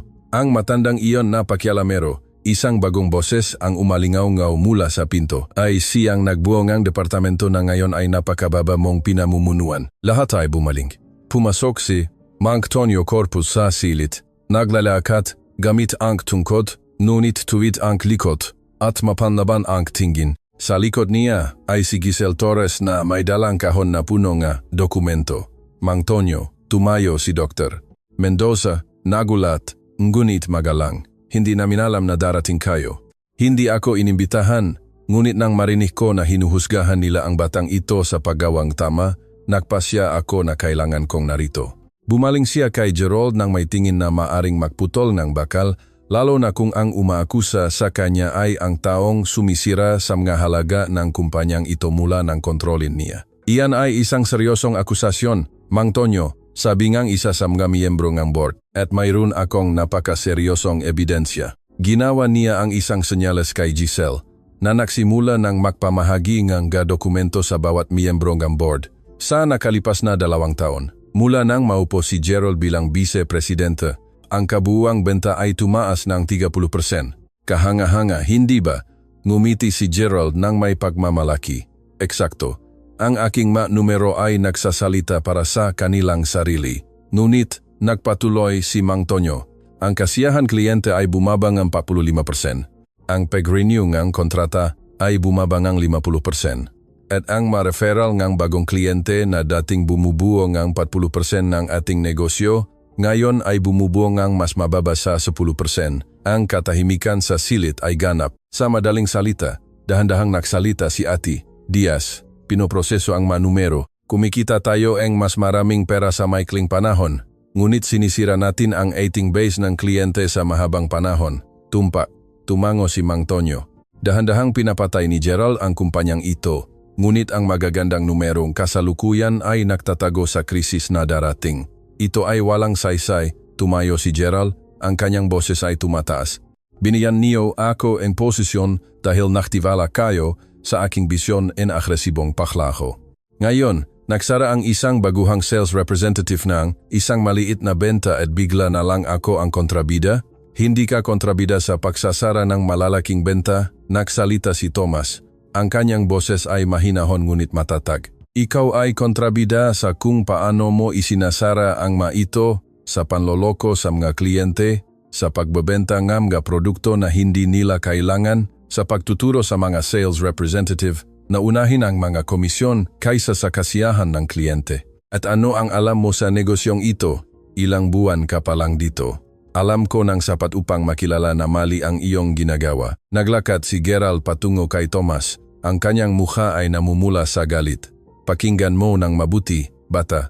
Binuo ko ang aking karera nung ikaw ay nasa lampin pa. Nagsara akong gabenta na hindi mo man lang maisip. Sino ka sa tingin mo upang husgahan ako? Ako ay isang taong nakakatulog pa rin ng mahimbing sa gabi, sagot ni Thomas nang hindi umatras. Masasabi mo ba iyan sa iyong sarili? Ang tanong ay nakasuspinde sa hangin na parang hatol. Nagsalita si Giselle mula sa kanyang pwesto sa tabi ng pinto. Ang kanyang boses ay bahagyang nanginginig ngunit malinaw. Dra, Mendoza, may idaragdag pa po ako. Sige, Giselle. Ako po ay assistant ni Ginong Santiago sa loob ng 4 na taon. Sa panahong iyon ay nasaksihan ko ang pagugali na lumalabag sa maraming patakaran ng kumpanya. Kinuha niya ang isang folder mula sa kahon. Verbal harassment sa mga junior employee, manipulasyon ng customer satisfaction reports. Sadyang pagtatalaga ng mga imposibleng kaso sa mga empleyado na gusto niyang makitang mabigo. Iyan ay paninirang puri. Galit na bulong ni Gerald. Tanggal ka na. Wala kang autoridad na tanggalin siya sa ngayon, putol ni Dr. Mendoza. Giselle, may ebidensya ka ba sa mga akusasyong ito? Mayroon po akong ma-email, recording ng tawag na nasa server ng kumpanya at testimonya ng 12 empleyado na handang magsalita kung masisiguro ang proteksyon laban sa paghihiganti. Nagpalit ng tingin si Dr. Mendoza kay Ate Diaz. Isang bagay na hindi verbal, ngunit makapangyarihan ang naipaalam sa pagitan nila. Kailangan natin ng recess. Anunsyo niya. 15 minuto. Gerald, Thomas, maghintay kayo sa labas. Pakiusap. Sa pasilyo, lumapit si Gerald kay Thomas nang may galit na hakbang. Sinira mo ang aking karera. Masaya ka. Sinira mo ang iyong sariling karera nang magpasya ka na mas mahalaga ang pera kaysa sa integridad. Hindi nagbabayad ng bills ang integridad, bata. Hindi ka mabibilhan ng bahay sa isang subdivision ang integridad. Hindi ka bibigyan ng kapangyarihan ng integridad. Tama ka, tumango si Thomas. Ngunit ang integridad ay nagpapahintulot sa iyo na tumingin sa salamin ng walang kahihiyan. At sa ngayon, pustahan ako, hindi mo iyan magagawa. Tinaas ni Gerald ang kanyang kamay na tila susuntok ngunit nagpigil siya. Sa halip, lumayo siya, kinuha ang kanyang telepono at mabilis na nagdial ng numero, malamang na tumatawag sa mga abogado o kontak na makakasalba sa kanya. Lumapit si Mang Tonyo kay Thomas. Inilagay ang isang kamay sa kanyang balikat. Magaling ang ginawa mo doon sa loob. Hindi ko po alam kung sapat. Higit pa sa sapat. Sinabi mo ang totoo. Yan ay palaging sapat. Sumama si Giselle sa kanila. Namumula ang kanyang mamata, ngunit determinado ang ekspresyon. Thomas, gusto kong malaman mo ang isang bagay. Maraming taon kong nakita kung paano sinisira ni Gerald ang mabubuting tao. Ikaw ang unang taong naglakas loob na harapin siya. Binigyan mo akong lakas ng loob na gawin din ang ganun. Hindi ka ba natatakot na mawalan ng trabaho? Kahit papaano, umamin siya ng may kaba. Ngunit mas natatakot ako na maging isang taong nananatiling tahimik sa harap ng kawalang katarungan. Ang 15 minuto ay naging 30, pagkatapos ay 45. Naririnig ni Thomas ang maboses na tumataas sa likod ng mga nakasarang pinto ang executive room. Masinsinang talakayan, mga desisyon na ginagawa. Sa wakas, bumukas ang pinto. Lumitaw si Dr. Mendoza. Seryoso ang kanyang ekspresyon, ngunit hindi masama. Maaari kayong pumasok. Nang pumasok sila, nagbago ang setup ng silid. Ipinaupo si Gerald sa kabilang dulo ng mesa, hiwalay sa iba pang miyembro ng board. Napansin ni Thomas na tiningnan siyang ilang miyembro nang may ma-expression na nag-iba sa pagitan ng pagkadismaya at pagkasuklam. Pagkatapos suriin ang lahat ng ebidensya na iprinisinta, nagsimula si Dr. Mendoza. Ang board ay nakarating sa ilang konklusyon. Napakalalim nga ang katahimikan na naririnig ni Thomas ang tibo nga ang kanyang sariling puso. Unang konklusyon.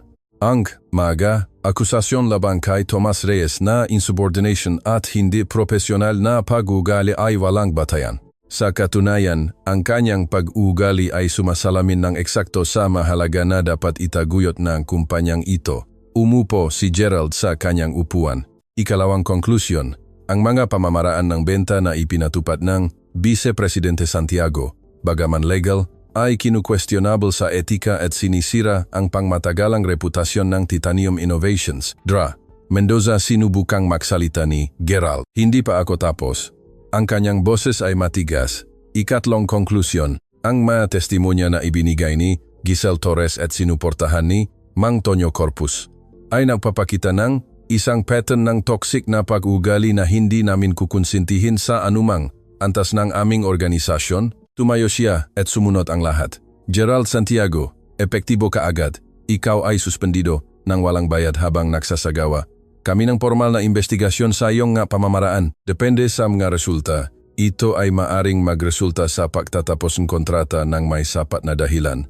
Ang mukha ni Gerald ay nagbago mula sa pula tungo sa maputlang abo. Hindi niyo magagawa iyan. May kontrata ako. May mga karapatan ako. At mayroon kaming ebidensya ng maraming paglabag sa mga patakaran ng kumpanya, sagot ni Ate Diaz. Kasama sa iyong kontrata ang nga ethical na provision. Nilabag mo ang maito. Tumingin si Gerald sa paligid ng silid, nakahanap ng mga kaalyado at wala siyang nakita. Ang kanyang imperyo, na binuo sa pagmamayabang at manipulasyon, ay gumuho ng live. Pagsisisihan niyo ang lahat ng ito. Sabi niya sa wakas, nanginginig ang kanyang boses sa galit. Idedemanda ko ang kumpanyang ito hanggang maari mong subukan, putol ni Dr. Mendoza. Ngunit iminumungkahi ko na kausapin mo ang iyong maabogado tungkol sa implikasyon ng ma-recording na mayroon kami.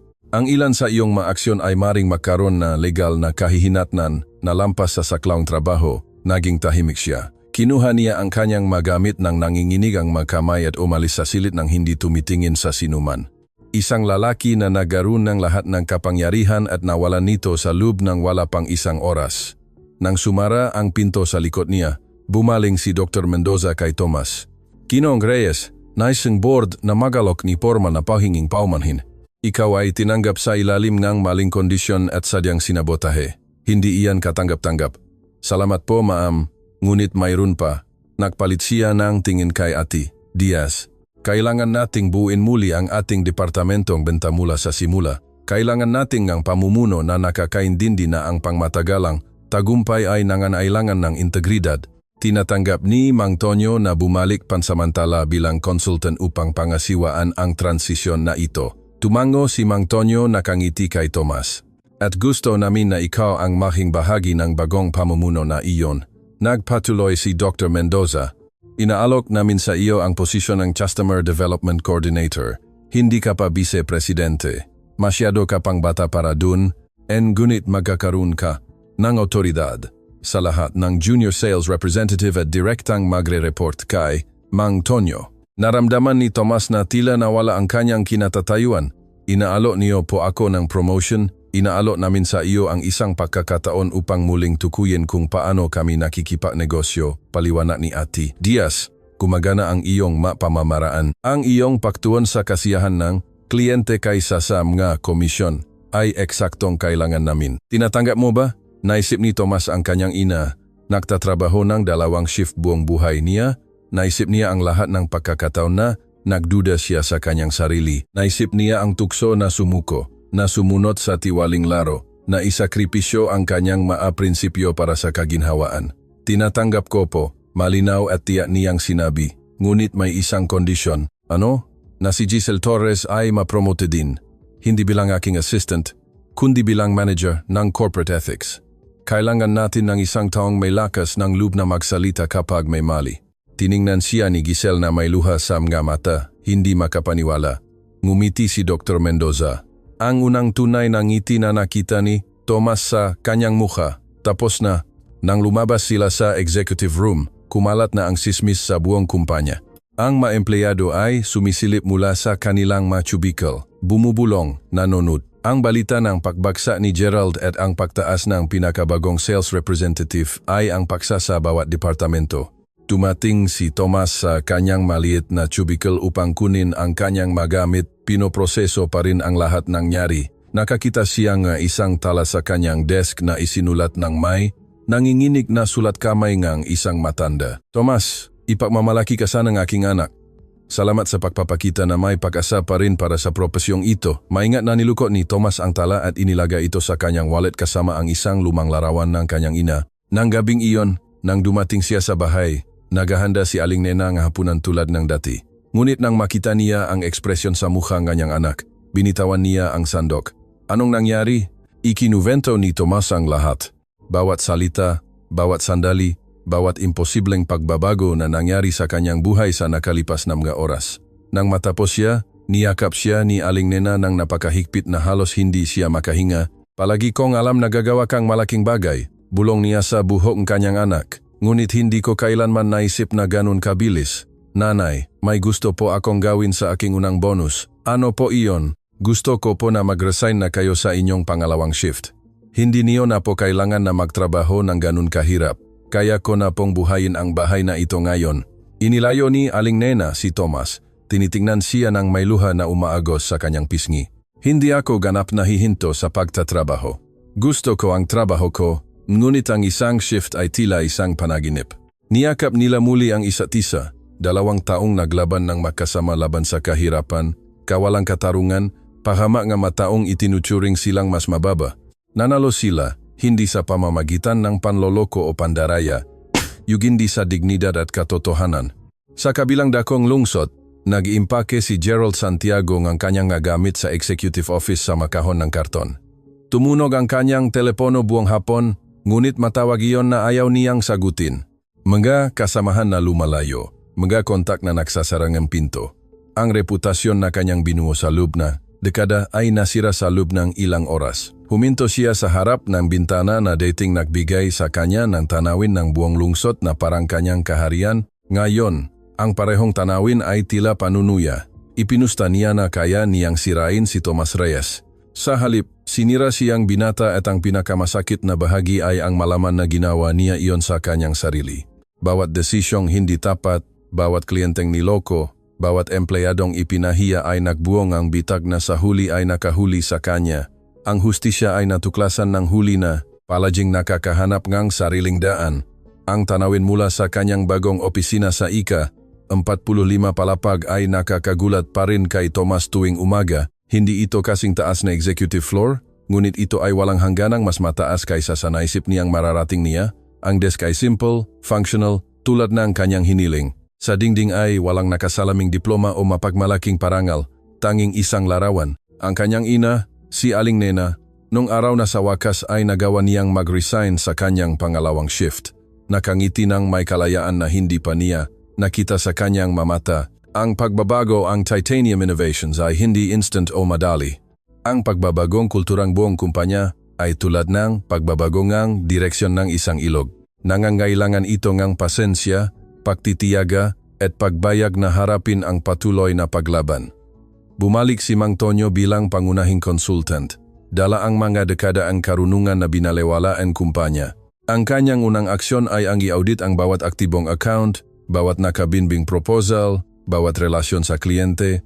Ang nga resulta ay nagwawasak at nagpapahayag ng pantay-pantay. Mayroon tayong mas malaking problema kaysa sa naisip natin. Anunsyo niya sa unang strategic meeting kasama ang bagong pamunuan. Sa aming 200 kasalukuyang kliyente, 120 ay gumagamit ng oversized na sistema na hindi nila kailangan at hindi nasisiyahan, ngunit hindi nila ito sinasabi ng hayagan dahil naniniwala sila na iyon ang normal sa industriya. Pinagmasdan ni Tomas ang mga muka sa paligid ng conference table. Ang ilang mga veteranong sales representative ay tila hindi comfortable. Alam nilang bahagi silang problema. Ang iba, lalo na ang mamasbata, ay nakpakita ngang tunay na galit sa pagtuklas ngang laki ngang sistematikong pandaraya. Ano ang iyong proposal? Tanong ni Dr. Mendoza, radical na katapatan. Sagot ni Mang Tonyo ng walang pag-aalinlangan. Makikipag-ugnayan kami sa bawat isa sa 120 na apektadong kliyente. Aaminin namin na nakamali kami sa pagbebenta sa kanila ng maling produkto. Aalo kami na baguhin ang sistema sa tamang produkto ng walang karagdagang gastos sa pagpapatupad. Mawawalan tayo ng pera sa maikling panahon, ngunit makakakuha tayong isang bagay na napakahalaga. Tiwala. Iyan ay magastos ngang milyon-milyon, itinuro ni Ati Diaz. Bagaman ang kanyang tono ay nagpapahiwatig na kinakalkula niya kung sulit ba. Mas magastos kaysa mawala ang mga kliyenteng iyon kapag napansin nila mismo, sumabat si Tomas. At ang 120 na hindi nasisiyahang kliyente ay hindi tayo i-refer sa sinuman, ngunit kung gagawin natin silang 120 na tapat na kliyente, sila ang magiging pinakamagaling nating advertisement. Ang proposal ay inaprubahan, bagaman hindi walang matinding debate. Ang ilang miyembro ng board ay nangatuwiran na masyadong mapanganib, masyadong magastos, masyadong radikal. Ngunit nakita ni Dr. Mendoza ang isang bagay sa manja numero na iprinisinta ni Mang Tonyo, isang bagay na nakumbinsi sa kanya. Aprobado. Ngunit Tomas, ito ang magiging responsibilidad mo. Kung gumana ito, magre-revolusyon tayo sa industriya. Kung mabigo, lahat tayo ay magbabayad ng presyo. Kaya nagsimula ang kanilang tinatawag na malaking koreksyon sa loob. Personal na pinangunahan ni Tomas ang team na makikipag-ugnayan sa bawat apektadong kliyente. Hindi niya ipinasa ang mahihirap na usapan. Hindi siya nakpadala ng generic na email. Bawat tawag ay personal, direkta, tapat, hanggang sa punto na masakit. Ang unang tawag ay sa Pacific Builders, isang nasa katamtamang laki na kumpanya na bumili ng kumpultong premium package, nungit 20% lang ng mga function nito ang ginagamit. Ginoong Mendoza, nagsimula si Tomas sa tawag na bumubugbog ang puso sa kanyang tanga. Tumawag po ako mula sa Titanium Innovations upang aminin na nagkamali po kami sa inyo. Anong uri ng pagkakamali? Nagbenta po kami sa inyo ng sistema na nakakahalagang 3 milyong piso gayong ang talagang kailangan niyo ay nakakahalaga lang ng 800,000 piso. At gusto po naming itama iyan, ang katahimikan sa kabilang linya ay napakatagal na inakala ni Tomas na ibinaba na nila ang tawag. Sinasabi mo ba na ninakawan? Ako ang kumpanya mo nga higit sa 2 milyong piso? Opo sir, at gusto po naming bawiin iyan sa paglilipat sa tamang sistema ng walang karagdagang gastos, plus 50% na credit sa inyong susunod na pag-renew. Bakit niyo gagawin iyan? Nasa inyo na ang pera ko. Dahil mas pinahahalagahan namin ang inyong pangmatagalang tiwala kaysa sa aming panandaliang kita. Isa pang mahabang paghinto, ito ay walang gumagawa nito sa industriyang ito. Walang umaamin ng ganitong pagkakamali. Eksakto kung bakit namin ginagawa iyan, Ginoong Mendoza. Gusto po naming maging iba. Mula sa unang 20 tawag na iyon, 18 kliyente ang tumanggap ng alok na may tila pagkagulat. 2 ang galit na naghang, nangangakongang, nagademanda na hindi kailanman dumating. Ngunit ang hindi inaasahan ng sinuman sa kanila ay ang sumunod. Nagsimulang magsalita ang mga kliyente sa mga komprensya ng industriya, sa mga asosasyon ng negosyo, sa mga grupo sa social media. Ang istoryang kumpanya na umamin ng kanilang mga pagkakamali at gumawang tama ay kumalat tulad ng apoy sa tuyong kagubatan. Narinig mo ang ginawang Titanium Innovations? Tinawagan nila ang lahat ng kanilang kliyente upang aminin na naibenta nila ang mamaling sistema at inaayos nila ang lahat ng walang bayad. Iyan ay isang matalinong diskarte sa advertising, hindi ba, Toto? Nagtatrabaho ang pinsan ko doon.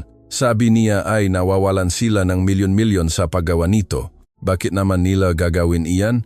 Dahil mayroon silang bagong direktor na naniniwala sa paggawa ng negosyo sa ibang paraan, nagsimulang dumating ang mga tawag, hindi mga reklamo, kundi mga katanungan mula sa mga bagong kliyente.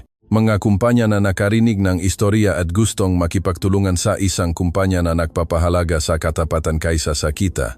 Si Giselle, sa kanyang bagong tungkulin bilang manager ng corporate ethics, ay maingat na idinokumento ang lahat, bawat interaksyon, bawat pagbabago, bawat resulta. Gumagawa siya ng isang modelo na sa huli ay pag-aralan sa mga paaralan ng negosyo. Bagaman wala sa kanila ang nakakaalam nito.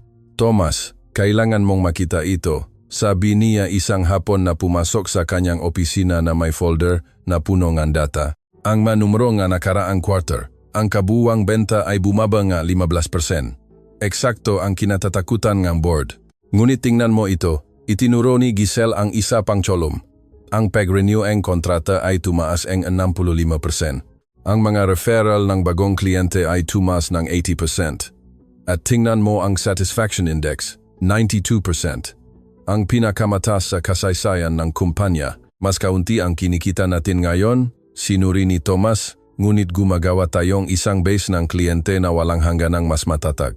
Masaya si Ati Diaz. Sabi niya ito ang pinakamagandang pangmatagalang pamumuhunan na ginawa ng kumpanya. Hindi lahat ay masaya. Ilang mabetranong sales representative na umunlad sa ilalim ng sistema ni Gerald ay nakresign. Hindi kaya o ayaw na umangkop sa bagong diskarte. Malaki ang ibinaba ng kanilang nga komisyon nang hindi na sila makapagbenta ng nga package na sobrang laki. Hindi ito pagbebenta. Protesta ng isa sa kanila sa kanyang resignation. Ito ay pagbibigay ng produkto. Hindi. Mahinahong sagot ni Tomas. Ito ay pagbebenta sa isang sustainable na paraan at kung hindi mo ito magagawa, hindi na para sa iyo ang kumpanyang ito. Ngunit sa bawat veteranong sales representative na umalis, 2 kabataan ang dumating. Isang bagong henerasyon na partikular na naakit sa bagong filosofiya ni Titanium Innovations. Gusto nilang maging bahagi ng isang bagay na nagpakita na posible ang magtagumpay nang hindi isinasakripisyo ang integridad. Kabilang sa mga bagong recruit na ito ay isang dalagang nagnanggalang Andrea Ramos. Bagong graduate na may honors, ngunit walang karanasan. Dumating siya sa interview na may kahangahangang resume at isang kwento ng pamilya na masakit na pamilyar kay Tomas. Ang tatay ko po ay mekaniko. Sabi niya sa interview, nagtatrabaho po siya ng 2 shift para makapag-aral ako. Buong buhay ko po. Nakita ko kung paano siya tratuhin ng mga tao na mas mababa ang halaga. Dahil ang kanyang trabaho ay nagpapangyari sa kanyang makamay. Ayaw ko pong maging ganong uri ng tao sa negosyo. Agad siyang tinanggap ni Tomas, hindi lang dahil sa kanyang resume, kundi dahil nakita niya sa kanyang mata ang parehong determinasyon na mayroon siya nung nagsisimula pa lang siya. Ang parehong pag-unawa na ang tagumpay ng walang integridad ay hindi tagumpay sa lahat. Ang mentorship ay naging mahalagang bahagi ng bagong modelo. Ang bawat senior sales representative ay ipinayole, hindi upang turuan sila ng mga agresibong sales trick, kundi upang ipasa ang pilosopiyang tunay na serbisyo sa kliyente. Personal na pinangasiwaan ni Mang Tonyo ang programang ito, sinisiguro na ang tamang maaralin ay itinuturo. Isang hapon ay nakita ni Tomas si Mang Tonyo sa training room na nagtuturo sa isang grupo ng mga bagong sales representative. Ang pinakamahalagang sandali sa anumang benta, sabi niya sa kanila, ay kapag kailangan mong magpasya sa pagitan ng iyong komisyon at ng tunay na pangangailangan ng kliyente. Kung pipiliin mo ang iyong komisyon, kikita ka ng pera ngayon, ngunit mawawala ang iyong kaluluwa. Kung pipiliin mo ang pangangailangan ng kliyente, mawawalan ka ng pera ngayon, ngunit makakakuha ka ng isang bagay na walang sinuman ang makakakuha sa iyo. Ang kakayahang matulog ng mahimbing. Nakikinig ang mga kabataan ng may atensyon na hindi kailanman ipinakita ng mga veterano. Para sa kanila, hindi lang ito magandang teorya, ito ang modelo ng karera na gusto nilang buuin. Paminsan-minsan ay bumibisita si Aling Nena sa opisina, palaging nagtataka sa pagbabago sa buhay ng kanyang anak. Hindi na siya nagtatrabaho na 2 shift, sa katunayan ay mas kaunti na ang kanyang trabaho, bagaman hindi niya kailanman tinanggap na ganap na huminto sa pagtatrabaho. Gusto ko ang trabaho ko, sabi niya kay Tomas nang iminungkahi nitong magretiro. Kailangan ko lang na hindi ako dahan-dahang pinapatay. Isang hapon, dinala siya ni Tomas upang makilala si Mang Tonyo. Ang dalawang matatanda ay magkasamang umupo sa maliit na kafeteryang kumpanya, nagbabahagi ang makwentong hirap sa trabaho at sakripisyo, nakikita sa isa't isa ang magkatulad na espiritu. Espesyal ang iyong anak, sabi ni Mang Tonyo kay Aling Nena, hindi dahil sa matalino siya, bagaman kundi dahil nakakaintindi siya ng isang bagay na nakakalimutan ng karamihan sa mga tao, na ang tapat na trabaho, anumang tapat na trabaho ay karapat-dapat sa pagalang. Espesyal din po kayo. Malamig na sagot ni Aling Nena, para sa pagtulong sa kanya nang walang ibang tumulong, sa pagtitiwala sa kanya. Binigyan ko lang siya ng kasangkapan.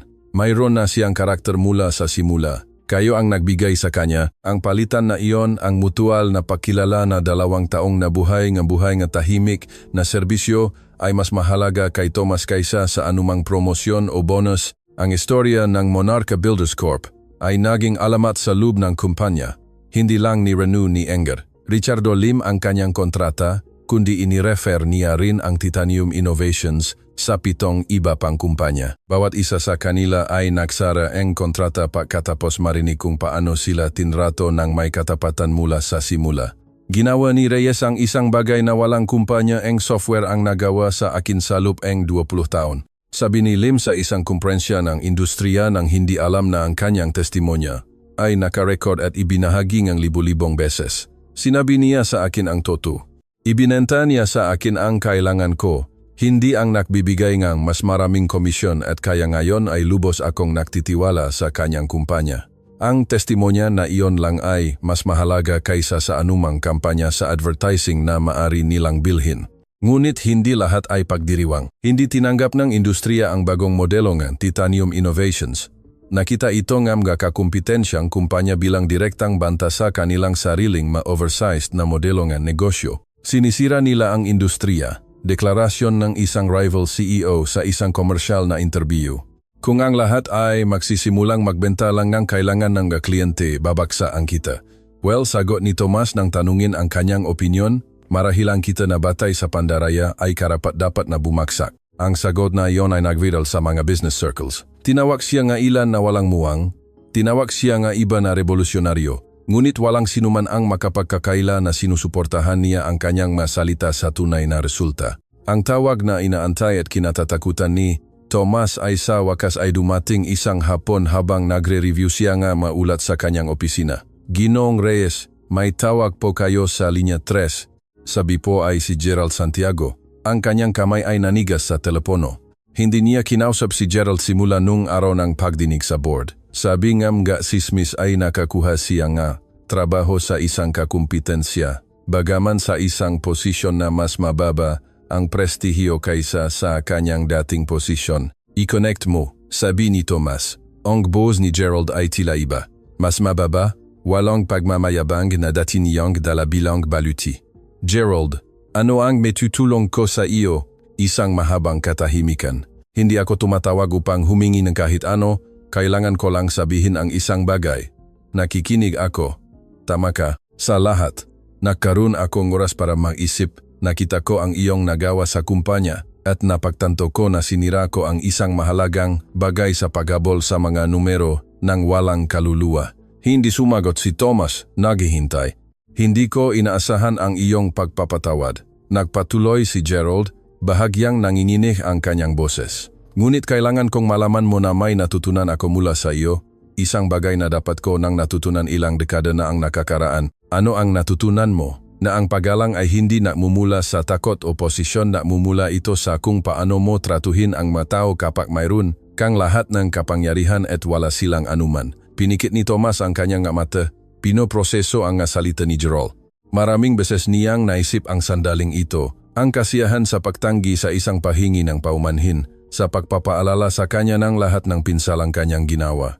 Ngunit ngayon na naroon siya, tanging malalim na kalungkutan lang ang naramdaman niya para sa isang lalaki na nag-aksayan na pagkaraming potensyal sa kalupitan. Gerald, pinasasalamatan kita sa pagtawag. Kinailangan iyon ng lakas ng loob. Pinapatawad mo ba ako? Hindi ko po alam kung iyon ang aking lugar, ngunit umaasa po ako na makahanap kayo ng kapayapaan sa ginawa niyo at higit sa lahat, umaasa po ako na gagawin niyo ang gabagay ng iba mula ngayon. Susubukan ko, isang pahinto. Ang iyong nanay ay dapat na lubos na ipinagmamalaki. Opo. At ang iyo rin sana kung kaya mong tumingin sa salamin ng may katapatan. Nang ibaba niya ang tawag, nakaupo si Tomas sa kanyang opisina habang papalubog na ang araw sa lungsod. Mahina na kumatok si Giselle sa pinto. Ayos ka lang. Oh, nag-iisip lang ako kung paano nagbabago ang mga bagay. Sana ay para sa ikagaganda. Tiyak na para sa ikagaganda. Umupo si Giselle sa harap niya. May seryoso sa kanyang ekspresyon. Tomas, may kailangan kang malaman. Nagpatawag ng espesyal na pulong ang board para sa susunod na linggo at partikular nilang hiniling na naroroon ka. Lumubog ang sikmura ni Tomas. Masama ba? Hindi ko alam, pero si Dr. Mendoza ay tila excited sa magandang uri. Lumipas ang linggo ng mabilis sa mga pulong sa kliyente at mga sesyon ng training. Sinubukan ni Tomas na huwag masyadong isipin ang pulong ng board, ngunit impossible iyon. Nagbago ba sila ng isip tungkol sa kanyang pamumuno? Hindi sapat ang mga numero ng nakaraang quarter. Dumating ang araw, sa parehong executive boardroom, kung saan siya hinusgahan ilang buwan na ang nakakaraan. Ngunit sa pagkakataong ito nang pumasok siya ay ganap na iba ang kapaligiran. Nakangiti si Dr. Mendoza. Naroon din si Mang Tonyo. Nakangiti ng may misteryo. Maging si Ati Diaz, na kadalasang seryoso, ay nagpakita ng tila pagmamalaki. Tomas, umupo ka. Pakiusap. Itinuro ni Dr. Mendoza ang isang upuan.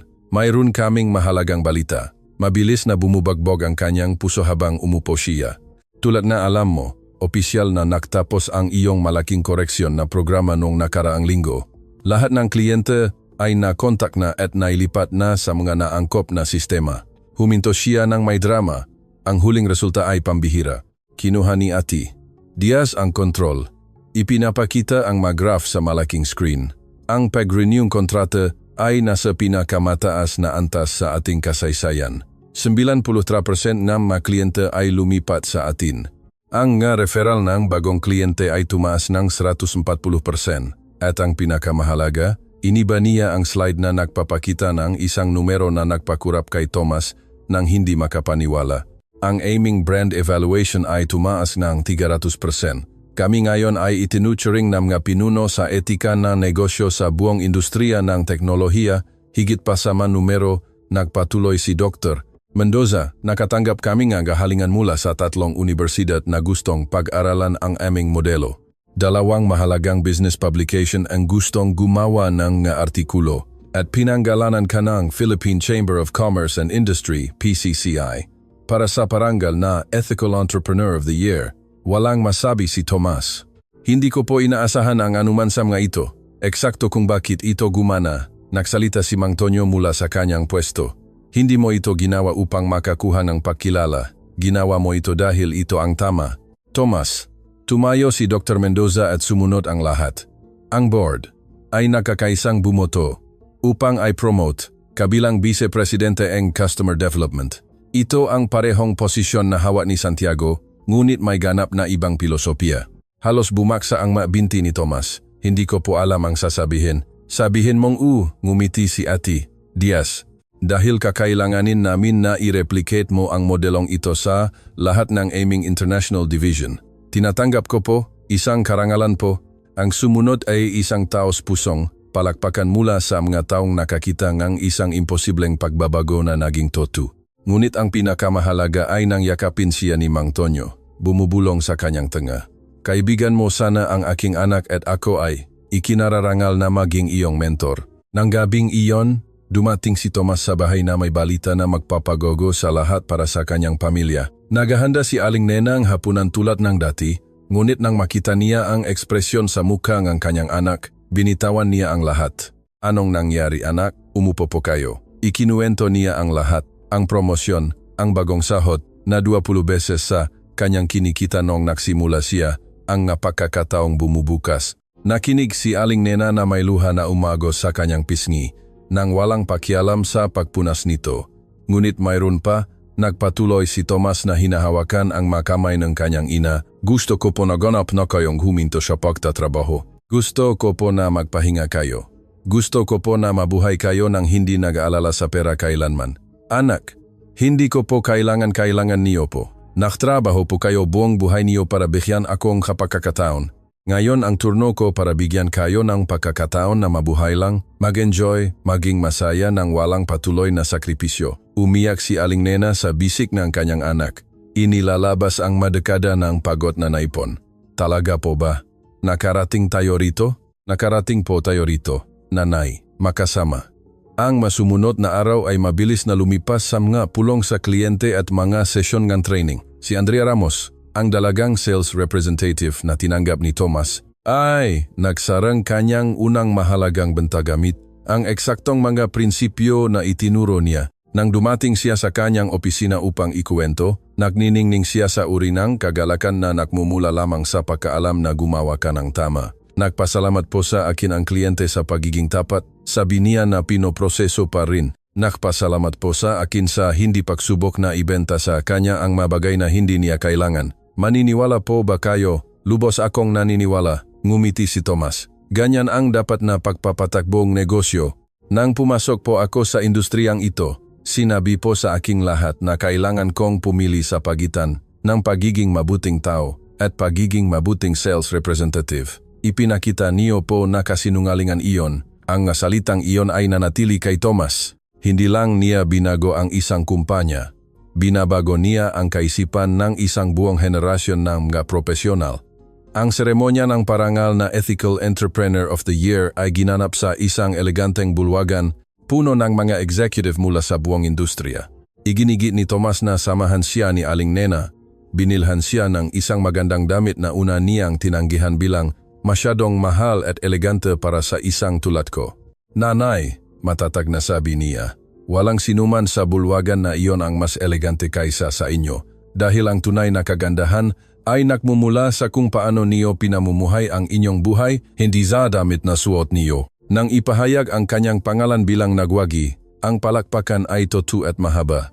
Ngunit ang nagpayak kay Tomas ay ang makita ang kanyang ina na nakatayo. Pumapalakpak na may luhang ang pagmamalaki na umaagos sa kanyang mukha. Iginagalang at ipinagdiriwang sa isang mundo na buong buhay niya ay ginawa siyang invisible. Ang kanyang acceptance speech ay maikli, ngunit makapangyarihan. Ang parangal na ito ay hindi sa akin. Ito ay para sa bawat tao na pumili na gawin ang tama kapag ang madali ay ang gawing kumikita. Ito ay para sa aking ina na nagturo sa akin na ang dignidad ay hindi kayang ikompromiso. Ito ay para kay Mang Tonyo Corpus na naniwala sa akin nang walang ibang naniwala. Ito ay para kay Giselle Torres, na nagkaroon negalakas, negalup na magsalita kapag ang iba ay nanatiling tahimik. Huminto siya, direktang nakatingin sa audience na puno nega lider nega negosyo. Sa loob ngang maraming taon, ang industriyang ito ay nagpatakbo sa ilalim ngang kasinungalingan na ang etika at tagumpay ay makaway na upang kumita ngang pera ay kailangan mong ikompromiso ang nga halaga. Narito ako upang sabihin sa inyo na mali iyon. Hindi lang possible ang makipagnegosyo ng may integridad, ito lang ang tanging paraan upang makabuong isang bagay na talagang magtatagal. Sa bawat batang profesional sa silid na ito, huwag niyong hayaan na may magsabi sa inyo na kailangan ninyong pumili sa pagitan ng pagiging mabuti at pagiging matagumpay. Maari kayong maging pareho, dapat kayong maging pareho. Ang sumunod na palakpakan ay hindi lang courtesy, ito ay pagkilala sa isang katotohanan na marami ang nakalimutan. Pagkatapos ang seremonya, lumapit ang isang matandang lalaki kay Thomas. Pamilyar ang kanyang mukha. Bagaman hindi agad matukoy ni Thomas, "Ginoong Reyes, hayaan niyo po akong magpakilala. Ako po si Roberto Alcantara, presidente ng Philippine Chamber of Commerce and Industry, PCCI. Isang karangalan po, Ginong Alcantara. Ang karangalan ay akin. Ang inyong istorya ay nagbigay inspirasyon sa buong asosasyon namin. Sa katunayan, nagpapatupad kami ng isang code of ethics batay sa inyong modelo. Tinatawag namin itong prinsipyo ng Reyeses. Ibenta ang kailangan ng kliyente, hindi ang nagbibigay ng mas maraming komisyon. Naramdaman ni Thomas ang buhol sa kanyang lalamunan. Ang kanyang pangalan ay nagiging kasing kahulugan ng isang bagay na mas malaki kaysa sa kanya. Ito ay nakakapanibago at nakakapagpakumbaba ng sabay. Ginawa ko lang po ang itinuro sa akin ng aking ina, Ginoong Alcantara. Tratuhin ang matao ng may paggalang. Eksakto. At ang simpleng prinsipyong iyon ang nagbabago sa isang buong industriya. Ilang linggo makalipas, nakatanggap si Thomas ng isang hindi inaasahang sulat. Mula ito kay Enger, Ricardo Lim, ang kliyente na nagsimula ang lahat. Minamahal na Thomas, sumusulat ako upang ipaalam sa iyo na katatapos lang ng Monarca Builders Corp. Ng aming pinakamalaking proyekto hanggang ngayon, 1,500 unit na residential complex. Natapos sa oras at sa loop ng budget. Hindi sana ito possible nang walang sistemang tinulungan mo kaming ipatupad, ngunit higit sa lahat. Hindi sana ito possible nang walang sinuman na sa wakas ay makinig sa amin. Tunay na salamat sa pagpapakita na mayroon pa ring matapat na tao sa negosyo. Ang iyong kaibigan, Engre, Ricardo Lim. Inilagay ni Thomas ang sulat na iyon sa parehong lugar kung saan niya inilagay ang tala ni Mang Tonyo at ang larawan ng kanyang ina, mga paalala na ang tunay na tagumpay ay hindi sinusukat sa pera o titulo, kundi sa positibong epekto na iniwan mo sa buhay ng iba. Sa huli ay muling nagretiro si Mang Tonyo. Sa pagkakataong ito ay may kasiyahan na alam. Niyang iniwan niya ang kumpanya sa mga tamang kamay. Sa kanyang huling pulong kay Thomas, binigyan niya itong ang isang hindi inaasahang regalo, ang lumang maleta na ginamit niya sa kanyang karera. Mayroon itong 40 taon ng mga istorya, sabi niya, namga kliyenteng naging kaibigan, namga bentang isinara ng may katapatan, namga sandali kung saan pinili kong gawin ang tama, bagaman mas mahirap. Gusto kong ikaw ang magkaroon niyan ngayon, Mang Tonyo. Hindi ko po matatanggap ito. Kaya mo, dahil pupunuin mo iyan ng sarili mong nga istorya. At balang araw, kapag nakakita ka na isa pang batang talentado na minamaliit, ibibigay mo sa kanya. Ganyan nagpapatuloy ang pamana. Niyakap nila ang isa't isa, dalawang henerasyon ng maalalaki na nakakaintindi na ang tunay na pamumuno ay tungkol sa paglilingkod, hindi sa pangingibabaw. Sa wakas ay tuluyan ng huminto sa pagtatrabaho si Aling Nena. Binilhan siya ni Thomas ng isang maliit ngunit magandang bahay sa isang tahimik na kapitbahayan na may hardin kung saan siya nagtatanim ng mabulaklak at gulay. Ang unang pagkakataon na binisita niya siya sa kanyang bagong tahanan ay nakita niya siyang nakaupo sa porch, nag-enjoy lang sa sikat ng araw sa hapon. Masaya po ba kayo, nanay? Mas higit pa sa inaakala kong possible, sagot niya habang hinahawakan ang kanyang kamay. Hindi dahil sa bahay o pera, bagaman nakakatulong iyon, kundi dahil ang aking anak ay naging eksaktong lalaki na inaasahan kong magiging siya. Lahat po nga ako ay dahil sa inyo. Hindi anak, binigyan kitang ugat, ngunit ang pakpak ay binuo mo mag-isa. Nagpatuloy ang Titanium Innovations sa paglago, ngunit sa ibang paraan. Hindi nila hinahabol na maging pinakamalaki o pinakamataas na kumita na kumpanya. Hinahabol nilang maging pinakamaasahan, pinaka-etikal ang naistularan ng iba. At sa prosesong iyon ay natuklasan nila na ang sustainable na tagumpay ay natural na dumarating kapag ginawa mo ang mamgatamang bagay. Si Andrea Ramos sa huli ay naging protege ni Thomas, ginagaya, ang kanyang landas sa isang nakakagulat na paraan. Ang iba pang mga batang sales representative ay patuloy na dumarating, naakit ng reputasyon ng kumpanya bilang isang lugar kung saan maaari kang magtagumpay nang hindi isinasakripisyo ang iyong kaluluwa. Binuo ni Giselle Torres ang ethics department sa isang modelo na sinimulan ng kopyahin ng ibang kumpanya. Ang kanyang trabaho ay iprinisinta sa mga internasyonal na kumperensya na nagpapakita na ang corporate ethics ay hindi isang luho, kundi isang pangangailangan. At si Gerald Santiago, sa isang ibang kumpanya at may mas mababang titulo, dahan-dahang nagsimulang baguhin ang kanyang pagtuon, hindi agad-agad, kundi sa maliliit at patuloy na hakbang tungo sa pagiging uringang leader na maaari sana niyang naging kung pinili niya ang iba mula sa simula. Isang bayarnes ng hapon habang isinasara ni Tomas ang kanyang laptop at naghahanda ng umuwi, tumingin siya sa bintana ng kanyang opisina. Ang lungsod ay nakalatak sa harap niya. Milyon-milyong istorya ang sabay-sabay na nagaganap. Naisip niya ang binata na nakatayo sa isang boardroom, ipinapahiya sa publiko, isinusugal ang lahat sa isang imposibleng tawag. Hindi alam ngang binata na malapit niyang baguhin hindi lang ang kanyang buhay, kundi ang kultura ngang isang buong industriya. Hindi niya alam na ang kanyang simpleng aksyon ng pagpilingan katapatan kaysa sa komisyon ay magiging isang kilusan. Hindi niya alam na pagkalipas ng ilang taon ang kanyang pangalan ay magiging kasing kahulugan ng integridad sa negosyo. Ngunit higit sa lahat, hindi alam ngang binata na ang tunay na tagumpay ay hindi sa pera o kapangyarihan o pagkilala. Ang tunay na tagumpay ay nasa kakayahang tawagan ang kanyang ina tuwing gabi at marinig siyang masaya. Nasa pagiging mentor ng mga kabataan na nangangailangan ng isang taong maniniwala sa kanila, nasa kakayahang matulok ng mahimbing. Alam na walang sinuman ang niloko upang makabuong ang kanyang kita, nasa pagbuong ang isang bagay na magtatagal lampas sa kanyang sariling karera dahil ito ay nakabatay sa walang hanggang mahalaga. Kinuha ni Tomas ang lumang maleta ni Mang Tonyo mula sa kanyang desk. Nararamdaman ang bigat ng mga istoryang nakapalob dito at ang maisusulat pa. Pinatay niya ang ilaw ng kanyang opisina at naglakad patungo sa elevator. Dumaan sa palapag kung saan siya dati naglilinis kasama ang kanyang ina. Ang palapag na iyon ngayon ay may isang maliit na plaka na kaunti lang ang nakakapansin. Nakatuon sa lahat ng mga manggagawang nagpapatagbo sa kumpanyang ito. Ang kanilang dignidad ang aming pundasyon. Ideya ito ni Tomas, isang patuloy na paalala na anuman ang taas ng iyong marating. Huwag kailanman kalimutan ang mga kamay na tumulong sa iyo na bumangon. Sa lobby, binati siya ng security guard sa kanyang panggalan.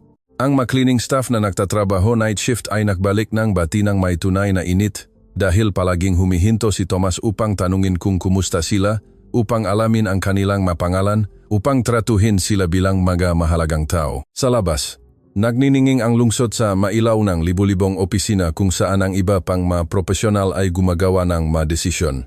Ang ilan ay tapat, ang iba ay hindi, ang ilan ay nag-isip sa mahabang panahon, ang iba ay sa susunod na quarter lang. Ngunit sa isang lugar sa lungsod na iyon, isang batang sales representative ang nagpapasya na sabihin ang totoo sa isang kliyente, kahit na nangangahulugan iyon ng pakawalan ng komisyon. Isang dalagang executive ang pumipili na mag-promote ng isang tao batay sa merito sa halip na paboritismo. Isang leader ng negosyo ang nagpapatupad ng mga ethical na patakaran dahil narinig niya ang tungkol sa prinsipyo ng Reyes. Ang pagbabago ay mabagal, hindi dramatiko, hindi instant, ngunit ito ay totoo at ito ay pangmatagalan. At nagsimula ang lahat sa isang batang minamaliit na nakatayo sa isang boardroom. Isinusugal na mahalaga pa rin ang katapatan. Nanalo siya sa pustahan na iyon at sa pagpanalo nito ay naipakita niya ang isang bagay na labis na kailangan ng mundo na tandaan, na ang dignidad ay hindi kayang ikompromiso, na ang paggalang ay hindi nabibili, na ang tunay na tagumpay ay nabubuo sa katotohanan, hindi sa pandaraya, at na ang isang simpleng aksyon ng lakas ng loob ay maaring magpabago ng ganap sa lahat.